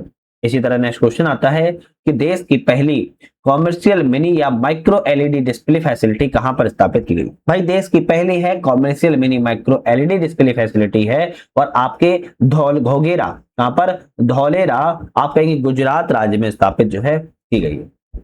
गुजरात राज्य में स्थापित की गई है। विश्व स्वास्थ्य सांख्यिकी रिपोर्ट 2026 के अनुसार 2020 से 2023 के बीच में विश्व स्तर पर कोविड-19 से जुड़ी अतिरिक्त मौतों की अनुमानित संख्या कितनी है? भाई कोविड-19 से जुड़ी अतिरिक्त मौतों की अनुमानित संख्या कितनी है विश्व स्वास्थ्य जनसांख्यिकी की रिपोर्ट के अनुसार 2020 से 2023 के दौरान? तो आप कहेंगे 22.1 मिलियन है। कितना है? 22.1 मिलियन है। आपके ये किसकी अनुमानित है? विश्व स्वास्थ्य सांख्यिकी के अनुमान है 2020 से 23 के बीच में पूरे विश्व स्तर पर कोविड-19 से जुड़ी जो मौतें हुई हैं, आप कहेंगे अनुमानित संख्या इसकी 22.1 मिलियन बताई जा रही है। ठीक है, चलिए नेक्स्ट क्वेश्चन आता है इस्माइल अंतरिक्ष मिशन किन 2 अंतरिक्ष एजेंसियों का एक संयुक्त प्रोजेक्ट है? तो इस्माइल नाम से एक अंतरिक्ष मिशन है, किन 2 एजेंसियों का है? तो आपका ऑप्शन रहेगा एक तो चीनी विज्ञान अकादमी का है और दूसरा आपका किसका है? आप कहेंगे यूरोपीय अंतरिक्ष एजेंसी का है। तो आपका ऑप्शन रहेगा ESA प्लस CAS, है ना? इन दोनों कंपनियों का है, बी ऑप्शन करेक्ट है। तो इस्माइल अंतरिक्ष मिशन जो है आपकी किन 2 कंपनियों का है? आप कहेंगे चीनी विज्ञान अकादमी का है और यूरोपीय अंतरिक्ष एजेंसी का है, दोनों का संयुक्त मिशन है। संयुक्त मिशन के संदर्भ में इस्माइल का पूरा नाम क्या है? भाई इस्माइल का पूरा नाम क्या है? तो आप कहेंगे solar mission interceptor lunar exploration mission का फुल फॉर्म है और चीन का और यूरोपीय अंतरिक्ष एजेंसी का संयुक्त मिशन है, इसको भी याद रखिएगा। नेक्स्ट क्वेश्चन आता है इसरो ने संयुक्त चंद्रयान 5 मिशन के लिए किस देश से प्रक्षेपण स्थल का मूल्यांकन किया हुआ है? तो आप कहेंगे जापान देश का प्रक्षेपण मूल्यांकन किया हुआ है। चंद्रयान 5 में भारत और जापान दोनों ही देश जो है सहयोगी के तौर पर कार्य कर रहे हैं। अब देखते हैं कि कब तक ये पूर्ण हो पाता है। नेक्स्ट क्वेश्चन आता है चंद्रयान 5 मिशन का आधिकारिक नाम क्या रखा गया है? तो चंद्रयान 5 का मिशन का आधिकारिक नाम लूनर पोलर एक्सप्लोरेशन मिशन रखा गया है, जिसे लूपेक्स नाम से भी जानते हैं। किस नाम से? लूपेक्स नाम से भी आधिकारिक नाम के तौर पर जाना जाता है। ए ऑप्शन करेक्ट है। नेक्स्ट क्वेश्चन आता है कि अप्रैल 2026 में भारत का पहला एनोड मटेरियल प्लांट किस राज्य में लॉन्च किया गया? भारत का पहला है एनोड मटेरियल प्लांट है और यह पश्चिम बंगाल में लगाया गया। भारत का पहला एनोड मटेरियल प्लांट कहां लगाया गया? पश्चिम बंगाल में लगाया गया, वेस्ट बंगाल में लगाया गया है। नेक्स्ट क्वेश्चन आता है कि इस प्लांट को किस भारतीय कंपनी के द्वारा स्थापित किया गया? तो आप कहेंगे इस प्लांट को किस कंपनी के द्वारा? हिमाद्री स्पेशलिटी केमिकल लिमिटेड के द्वारा जो है स्थापित किया गया है। आप कहेंगे सी ऑप्शन करेक्ट है। नेक्स्ट क्वेश्चन आता है कि अप्रैल 2026 में भारत का पहला AI आधारित मादक पदार्थ जांच उपकरण किस राज्य पुलिस बल द्वारा लॉन्च किया गया है? तो आप कहेंगे गुजरात राज्य के द्वारा AI का प्रयोग करते हुए मादक पदार्थ की जांच के लिए पुलिस बल ने लॉन्च किया हुआ है। AI आधारित क्या रखना है? कहां किस राज्य में? तो गुजरात राज्य में। एआई आधारित मादक पदार्थ जांच उपकरण का क्या नाम है? तो नाम क्या है? तो नैरेट एआई। क्या रखना है? नैरेट एआई नाम से जाना जाएगा, जो कि गुजरात पुलिस बल में सहयोगी के रूप में जो है कार्य कर रहा है। नारेट एआई का पूर्ण रूप क्या है भाई? नारेट एआई का फुल फॉर्म क्या है? Narcotics analysis and आरएजी based investigation tool. तो आप कहेंगे बी ऑप्शन आपका यहाँ पर करेक्ट है। तो नारेट एआई गुजरात है ना, गुजरात उसमें शामिल किया गया है, गुजरात पुलिस बल में शामिल किया गया है और मादक पदार्थों की जांच से है संबंधित है। जैव प्रौद्योगिकी अनुसंधान एवं नवाचार परिषद है ना, जैव प्रौद्योगिकी अनुसंधान एवं नवाचार परिषद के अनुसंधान सलाहकार बोर्ड की पहली बैठक कहां पर की गई थी? तो आप कहेंगे फरीदाबाद में की गई थी। फरीदाबाद बोले तो हरियाणा राज्य में स्थित है। नेक्स्ट क्वेश्चन आता है कि मार्च 2026 में भारत का पहला मनोरोग डेटाबेस क्लेम ब्रेन किस शहर में लॉन्च किया गया है? भारत का पहला मनोरोग डेटाबेस है क्लेम ब्रेन किस शहर में लॉन्च किया गया है? आपका ऑप्शन रहेगा बेंगलुरु में लॉन्च किया गया है। भारत का पहला मनोरोग डेटाबेस है, डी ऑप्शन करेक्ट है। नेक्स्ट क्वेश्चन आता है कि भारतीय वायुसेना आईएएफ ने भारत का पहला स्वदेशी हेलीकॉप्टर लॉन्च ड्रोन सिस्टम विकसित करने के लिए किस प्रोजेक्ट की शुरुआत की है? तो प्रोजेक्ट वायु बाण की शुरुआत की है। किसकी? प्रोजेक्ट वायु बाण की शुरुआत की गई है। भारत का पहला है स्वदेशी हेलीकॉप्टर लॉन्च ड्रोन सिस्टम है और भारतीय वायुसेना ने इसकी शुरुआत की है प्रोजेक्ट वायु बाण के माध्यम से। नेक्स्ट क्वेश्चन आता है मार्च 2026 में भारत और सेशेल्स के बीच में संयुक्त सैन्य अभ्यास का नाम क्या था? तो भारत और सेशेल्स के बीच में संयुक्त सैन्य अभ्यास हुआ है जिसका नाम अभ्यास लामतीय 2026 है, एक्सरसाइज लातमीय 2026। तो आप कहेंगे भारत और सेशेल्स के बीच में लामतीय नाम का संयुक्त सैन्य अभ्यास को किया जाता है। यात्रियों के लिए हाइड्रोजन बसों का संचालन शुरू करने वाला भारत का पहला हवाई अड्डा कौन सा है? तो यात्रियों के लिए हाइड्रोजन बसों का संचालन करने वाला पहला भारत का हवाई अड्डे की बात की जा रही है, कोचीन इंटरनेशनल एयरपोर्ट है। कौन सा है? कोचीन इंटरनेशनल एयरपोर्ट है जिसने बसों का संचालन किया है। हाइड्रोजन बसों का संचालन करने वाला भारत का पहला हवाई अड्डा बना हुआ है। ऑप्शन आपका यहाँ पर सी करेक्ट है। नेक्स्ट क्वेश्चन की तरफ बढ़ेंगे। नेक्स्ट क्वेश्चन आता है दुनिया का पहला वाणिज्यिक निजी स्पेस स्टेशन कौन सा है? दुनिया का पहला है वाणिज्यिक निजी स्पेस स्टेशन है और इसे हेवन नाम से जाना जाता है। दुनिया का पहला वाणिज्यिक निजी space station, private space station commercial है, आप कहेंगे हेवन फर्स्ट है। हेवन फर्स्ट का निर्माण केयर एरोस्पेस कंपनी के द्वारा किया जा रहा है। तो हेवन फर्स्ट का निर्माण जो है आप कहेंगे वास्त कंपनी के द्वारा किया जा रहा है। किसने? वास्त कंपनी के द्वारा किया जा रहा है और एक प्राइवेट निजी तौर पर जो है आपके क्या है, आप कहेंगे स्टेशन है। नेक्स्ट क्वेश्चन आता है कि फरवरी 2026 में किसने सॉलिड फ्यूल डिटेक्ट रैमजेट तकनीक का सफल परीक्षण किया हुआ है? सॉलिड फ्यूल डिटेक्ट रैमजेट तकनीक का सफल परीक्षण जो है आपके रक्षा अनुसंधान विकास संगठन मतलब कि डीआरडीओ के द्वारा किया गया है। ऑप्शन यहाँ बी वाला आपका करेक्ट है। नेक्स्ट क्वेश्चन आता है यह परीक्षण किस स्थान पर संचालित किया गया था? तो आप कहेंगे आप कौन सा परीक्षण? तो आप कहेंगे यहाँ पर जो है सॉलिड फ्यूल डिटेक्ट रैमजेट परीक्षण SFDR परीक्षण किस स्थान पर किया गया है? आप कहेंगे यहाँ पर जो है स्थान कौन सा है? एकीकृत परीक्षण रेंज चांदीपुर जो कि उड़ीसा राज्य में है, यहीं पर आपका SFDR का परीक्षण जो है किया गया था।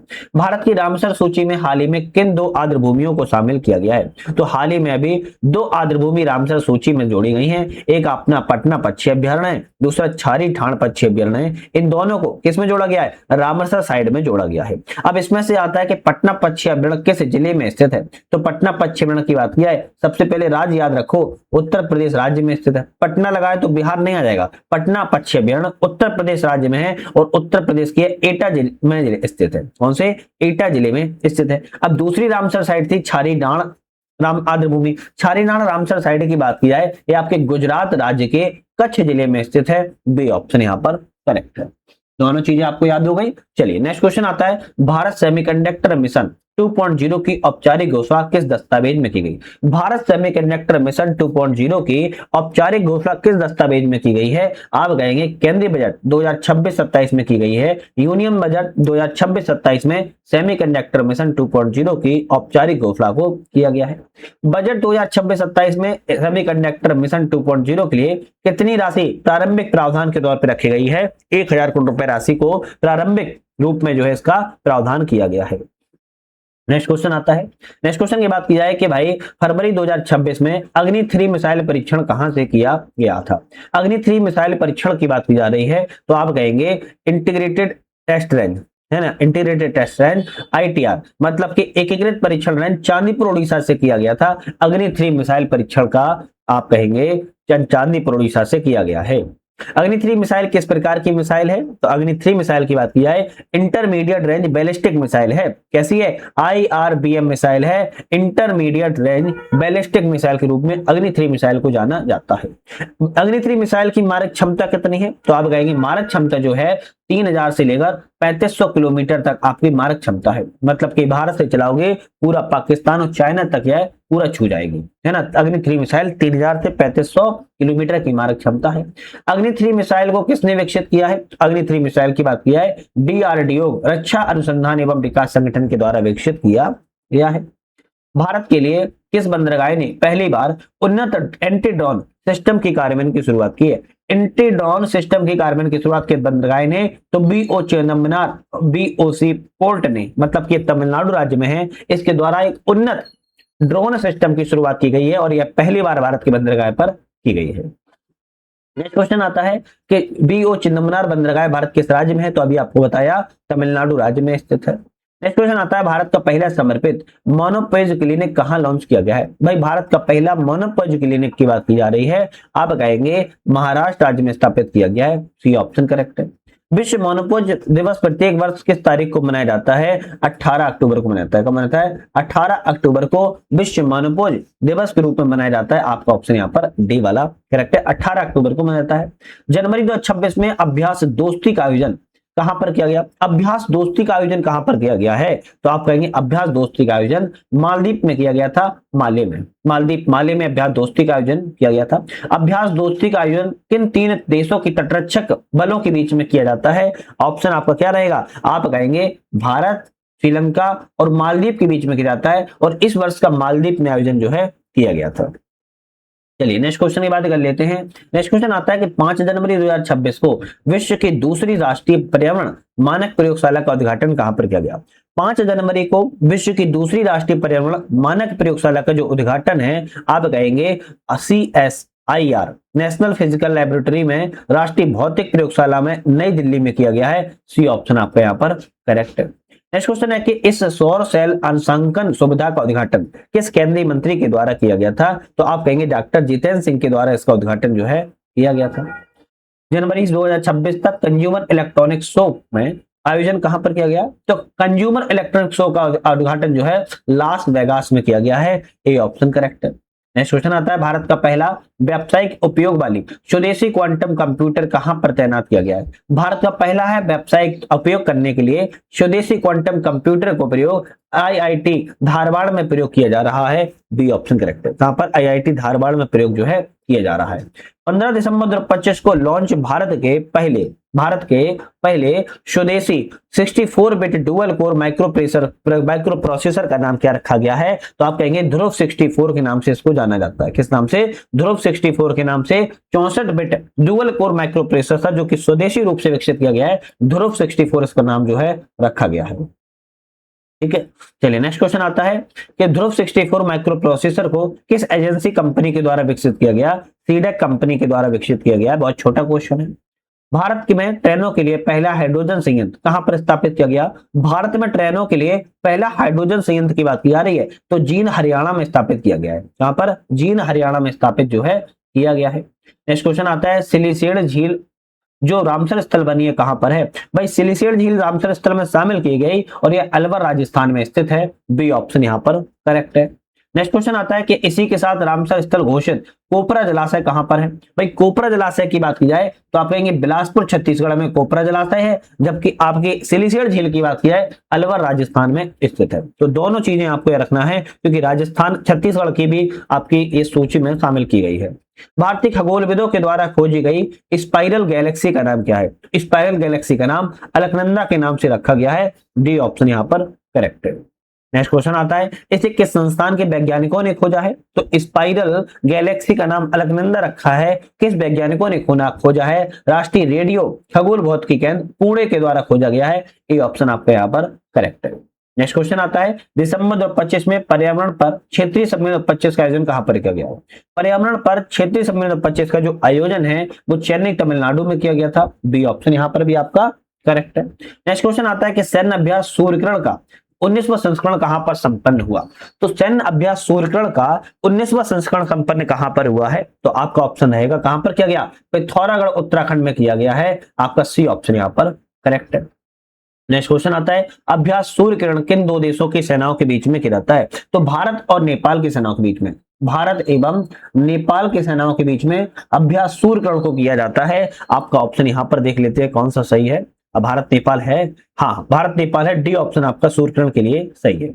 यूएनएफसीसीसी के पक्षकारों का 30वां सम्मेलन COP30 कहां पर आयोजित किया गया था? तो आप कहेंगे बेलेम, मतलब कि ब्राजील देश में यूएनएफसीसीसी का 20वां सम्मेलन का आयोजन किया गया है।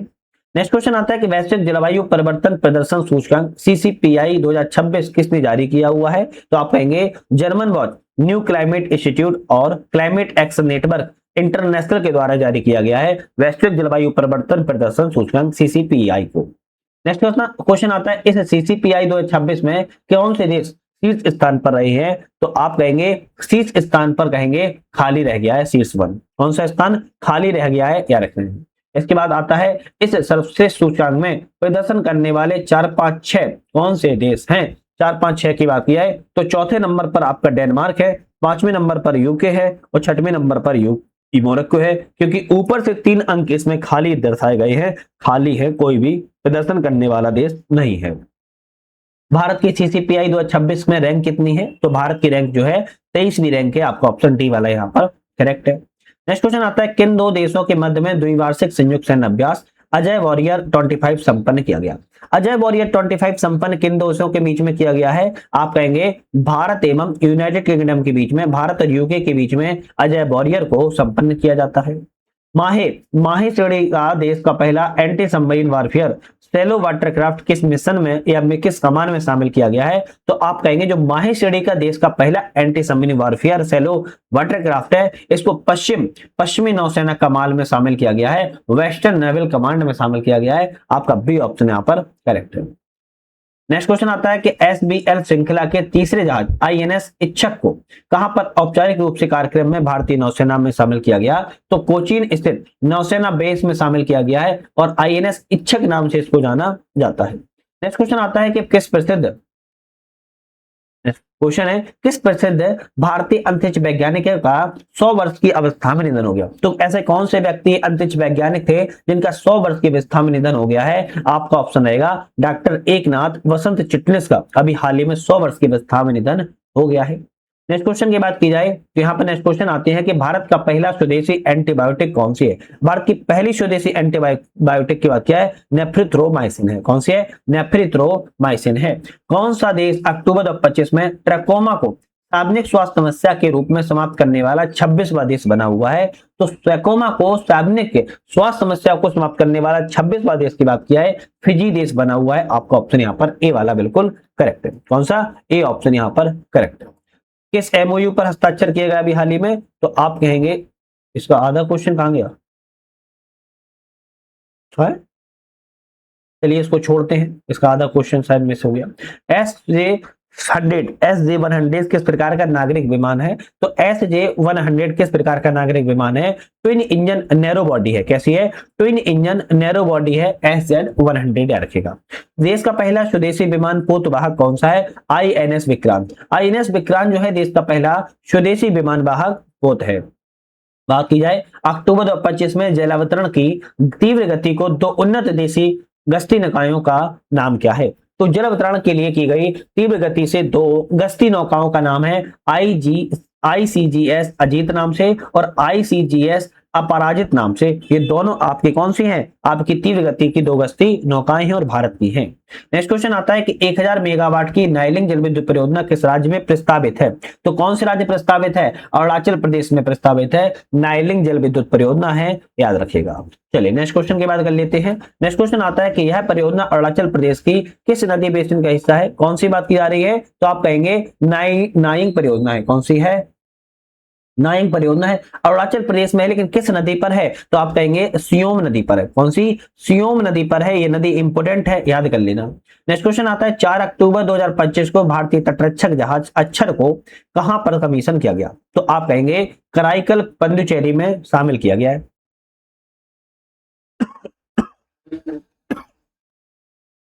सॉरी। नेक्स्ट क्वेश्चन आता है कि आईसीजीएस अच्छर किस श्रेणी की फास्ट पेट्रोल वेसल्स का हिस्सा है? तो आप कहेंगे अदम्य श्रेणी की हिस्सा है। किसका? अदम्य श्रेणी का हिस्सा है। अच्छर नाम का क्या अर्थ है जो भारतीय तटरक्षक बल के संकल्प को दर्शाता है? तो अविनाशी या अक्षय। अविनाशी या अक्षय जो इसका अक्षर का अर्थ होता है। वर्ष 2025 का फिजियोलॉजी या चिकित्सा का नोबेल संयुक्त रूप से किसे दिया गया?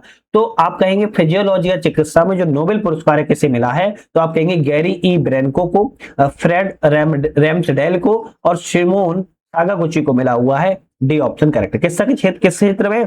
फिजियोलॉजी एवं चिकित्सा के क्षेत्र में दिया गया है। यह पुरस्कार किस खोज के लिए दिया गया था? तो यह चिकित्सा के क्षेत्र में दिया गया है, लेकिन यह किस खोज के लिए दिया गया है? तो आप कहेंगे पेरिफेरल ह्यूमन टॉलरेंस से संबंधित अनुसंधान के लिए दिया गया है। ए ऑप्शन करेक्ट है। नेशनल रिसर्च फाउंडेशन ANRF के द्वारा अनुसंधान को सुलभ बनाने के लिए एक AI टूल का नाम क्या रखा गया है? तो AI टूल का नाम सरल नाम से रखा गया है। किस नाम से? सरल नाम से रखा गया है। सरल का मुख्य उद्देश्य क्या है? तो सरल का मुख्य उद्देश्य है कि जटिल शोध को वीडियो, पॉडकास्ट, पोस्टर और प्रेजेंटेशन के सरल रूप में बदलना सरल का मुख्य उद्देश्य है। नेक्स्ट क्वेश्चन आता है कि 1 से 14 सितंबर 2025 में युद्ध अभ्यास 2025 का 21वां संस्करण कहां पर आयोजित किया गया था? तो आप कहेंगे अलास्का के संयुक्त राज्य अमेरिका में किया गया था। कहां पर? अलास्का के संयुक्त राज्य अमेरिका USA में किया गया था। यह सैन्य अभ्यास किन देशों के बीच में किया जाता है? तो यह सैन्य अभ्यास की बात की जा रही है भारत और USA के संयुक्त राज्य अमेरिका के बीच में किया जाता है। सितंबर 2025 में भारत का पहला पोर्ट आधारित ग्रीन हाइड्रोजन प्लांट प्रोजेक्ट कहां पर लॉन्च किया गया? तो सितंबर में भारत का पहला है पोर्ट आधारित ग्रीन हाइड्रोजन प्लांट है और यह BO चिदम्बरनार पोर्ट तूतीकोरन तमिलनाडु में लॉन्च किया गया है। बी ऑप्शन आपका यहाँ पर करेक्ट है। इस प्रोजेक्ट की स्थापना की कुल लागत कितनी है? तो आप कहेंगे अप्रोक्सीमेटली 3,87,00,000 रुपए की लागत यहाँ पर बताई जा रही है। ग्रीन हाइड्रोजन प्रोजेक्ट क्षमता कितनी होगी? तो इस ग्रीन प्रोजेक्ट क्षमता जो है कितनी बताई जा रही है? तो 10 NM3 प्रति घंटा बताई जा रही है ना? 10 NM3 प्रति घंटा बताई जा रही है। भारत का पहला स्वदेशी 32 बिट माइक्रो प्रोसेसर कौन सा है? विक्रम 3201 नाम से है। अभी 64 बिट का क्या नाम था? ध्रुव 64 था और 32 बिट का विक्रम 3201 है। आपको याद रख लेना है। नेक्स्ट क्वेश्चन आता है कि सेमिकॉन इंडिया 2025 में विक्रम 3201 को किसने प्रधानमंत्री को प्रस्तुत किया है? तो आप कहेंगे केंद्रीय मंत्री अश्विनी वैष्णव के द्वारा जो है प्रधानमंत्री को जो है प्रस्तुत किया गया था। अभ्यास मैत्री XIV किन देशों के बीच में संयुक्त सैन्य अभ्यास है? आप कहेंगे भारत और थाईलैंड के बीच में अभ्यास मैत्री का आयोजन जो है किया जाता है। इसका आयोजन कहां पर इस वर्ष किया गया था? तो आप कहेंगे मेघालय के उमरोई में किया गया था। डी ऑप्शन यहां पर करेक्ट है। नेक्स्ट क्वेश्चन आता है रूस की कैंसर वैक्सीन की शुरुआत परीक्षणों में 100% प्रभावकारिता प्रदर्शित की गई है। तो एंट्रोमिक्स है। क्या नाम से है? एंट्रोमिक्स नाम से है। रूस की है कैंसर वैक्सीन जिसे परीक्षण 100% प्रभावकारिता बताई जा रही है। यह वैक्सीन किस प्रकार की तकनीक पर आधारित है? तो आप कहेंगे यह वैक्सीन mRNA तकनीक पर आधारित है। आपका mRNA बेस्ड टेक्नोलॉजी पर आधारित है। ए ऑप्शन यहां पर आपका करेक्ट है। नेक्स्ट क्वेश्चन आता है भारतीय तटरक्षक बल ICG श्रीलंका तटरक्षक बल SLCG के बीच में 8वीं उच्च स्तरीय बैठक का आयोजन कहां पर किया गया है? आपका ऑप्शन रहेगा नई दिल्ली में। भारतीय तटरक्षक बल और श्रीलंका तटरक्षक बल के बीच में नई दिल्ली में बैठक का आयोजन किया गया था। साइन पहल किस संस्था ने शुरू की है? साइन पहल की बात की जाए आप कहेंगे भारतीय आयुर्विज्ञान संस्थान परिषद के द्वारा ICMR Indian council of medical research ने साइन पहल की शुरुआत तो किया हुआ है। यह पहल किन छात्रों को लक्षित करती है? तो साइन पहल की बात की जाए कक्षा 9 से लेकर 12 तक के छात्रों को लक्षित करती है, टारगेट बनाती है। इसरो ने 1 अगस्त 2025 को किस मिशन की शुरुआत की है? तो इसरो के द्वारा होप मिशन की शुरुआत की गई है 1 अगस्त 2025 से। होप का पूर्ण रूप क्या है? होप का फुल फॉर्म क्या है बात की जा रही है? तो Himalayan outpost for planetary exploration hope का पूर्ण रूप है। और किसके द्वारा शुरू किया गया है? आप कहेंगे इसरो ने इसको जो है शुरुआत किया हुआ है। आपका ऑप्शन यहां पर कौन सा? ये वाला करेक्ट है। तो आज हमने यहाँ पर अपने 102 क्वेश्चनों को साइंस और टेक्नोलॉजी से संबंधित लगा रखे हैं जो कि वेरी इंपॉर्टेंट है।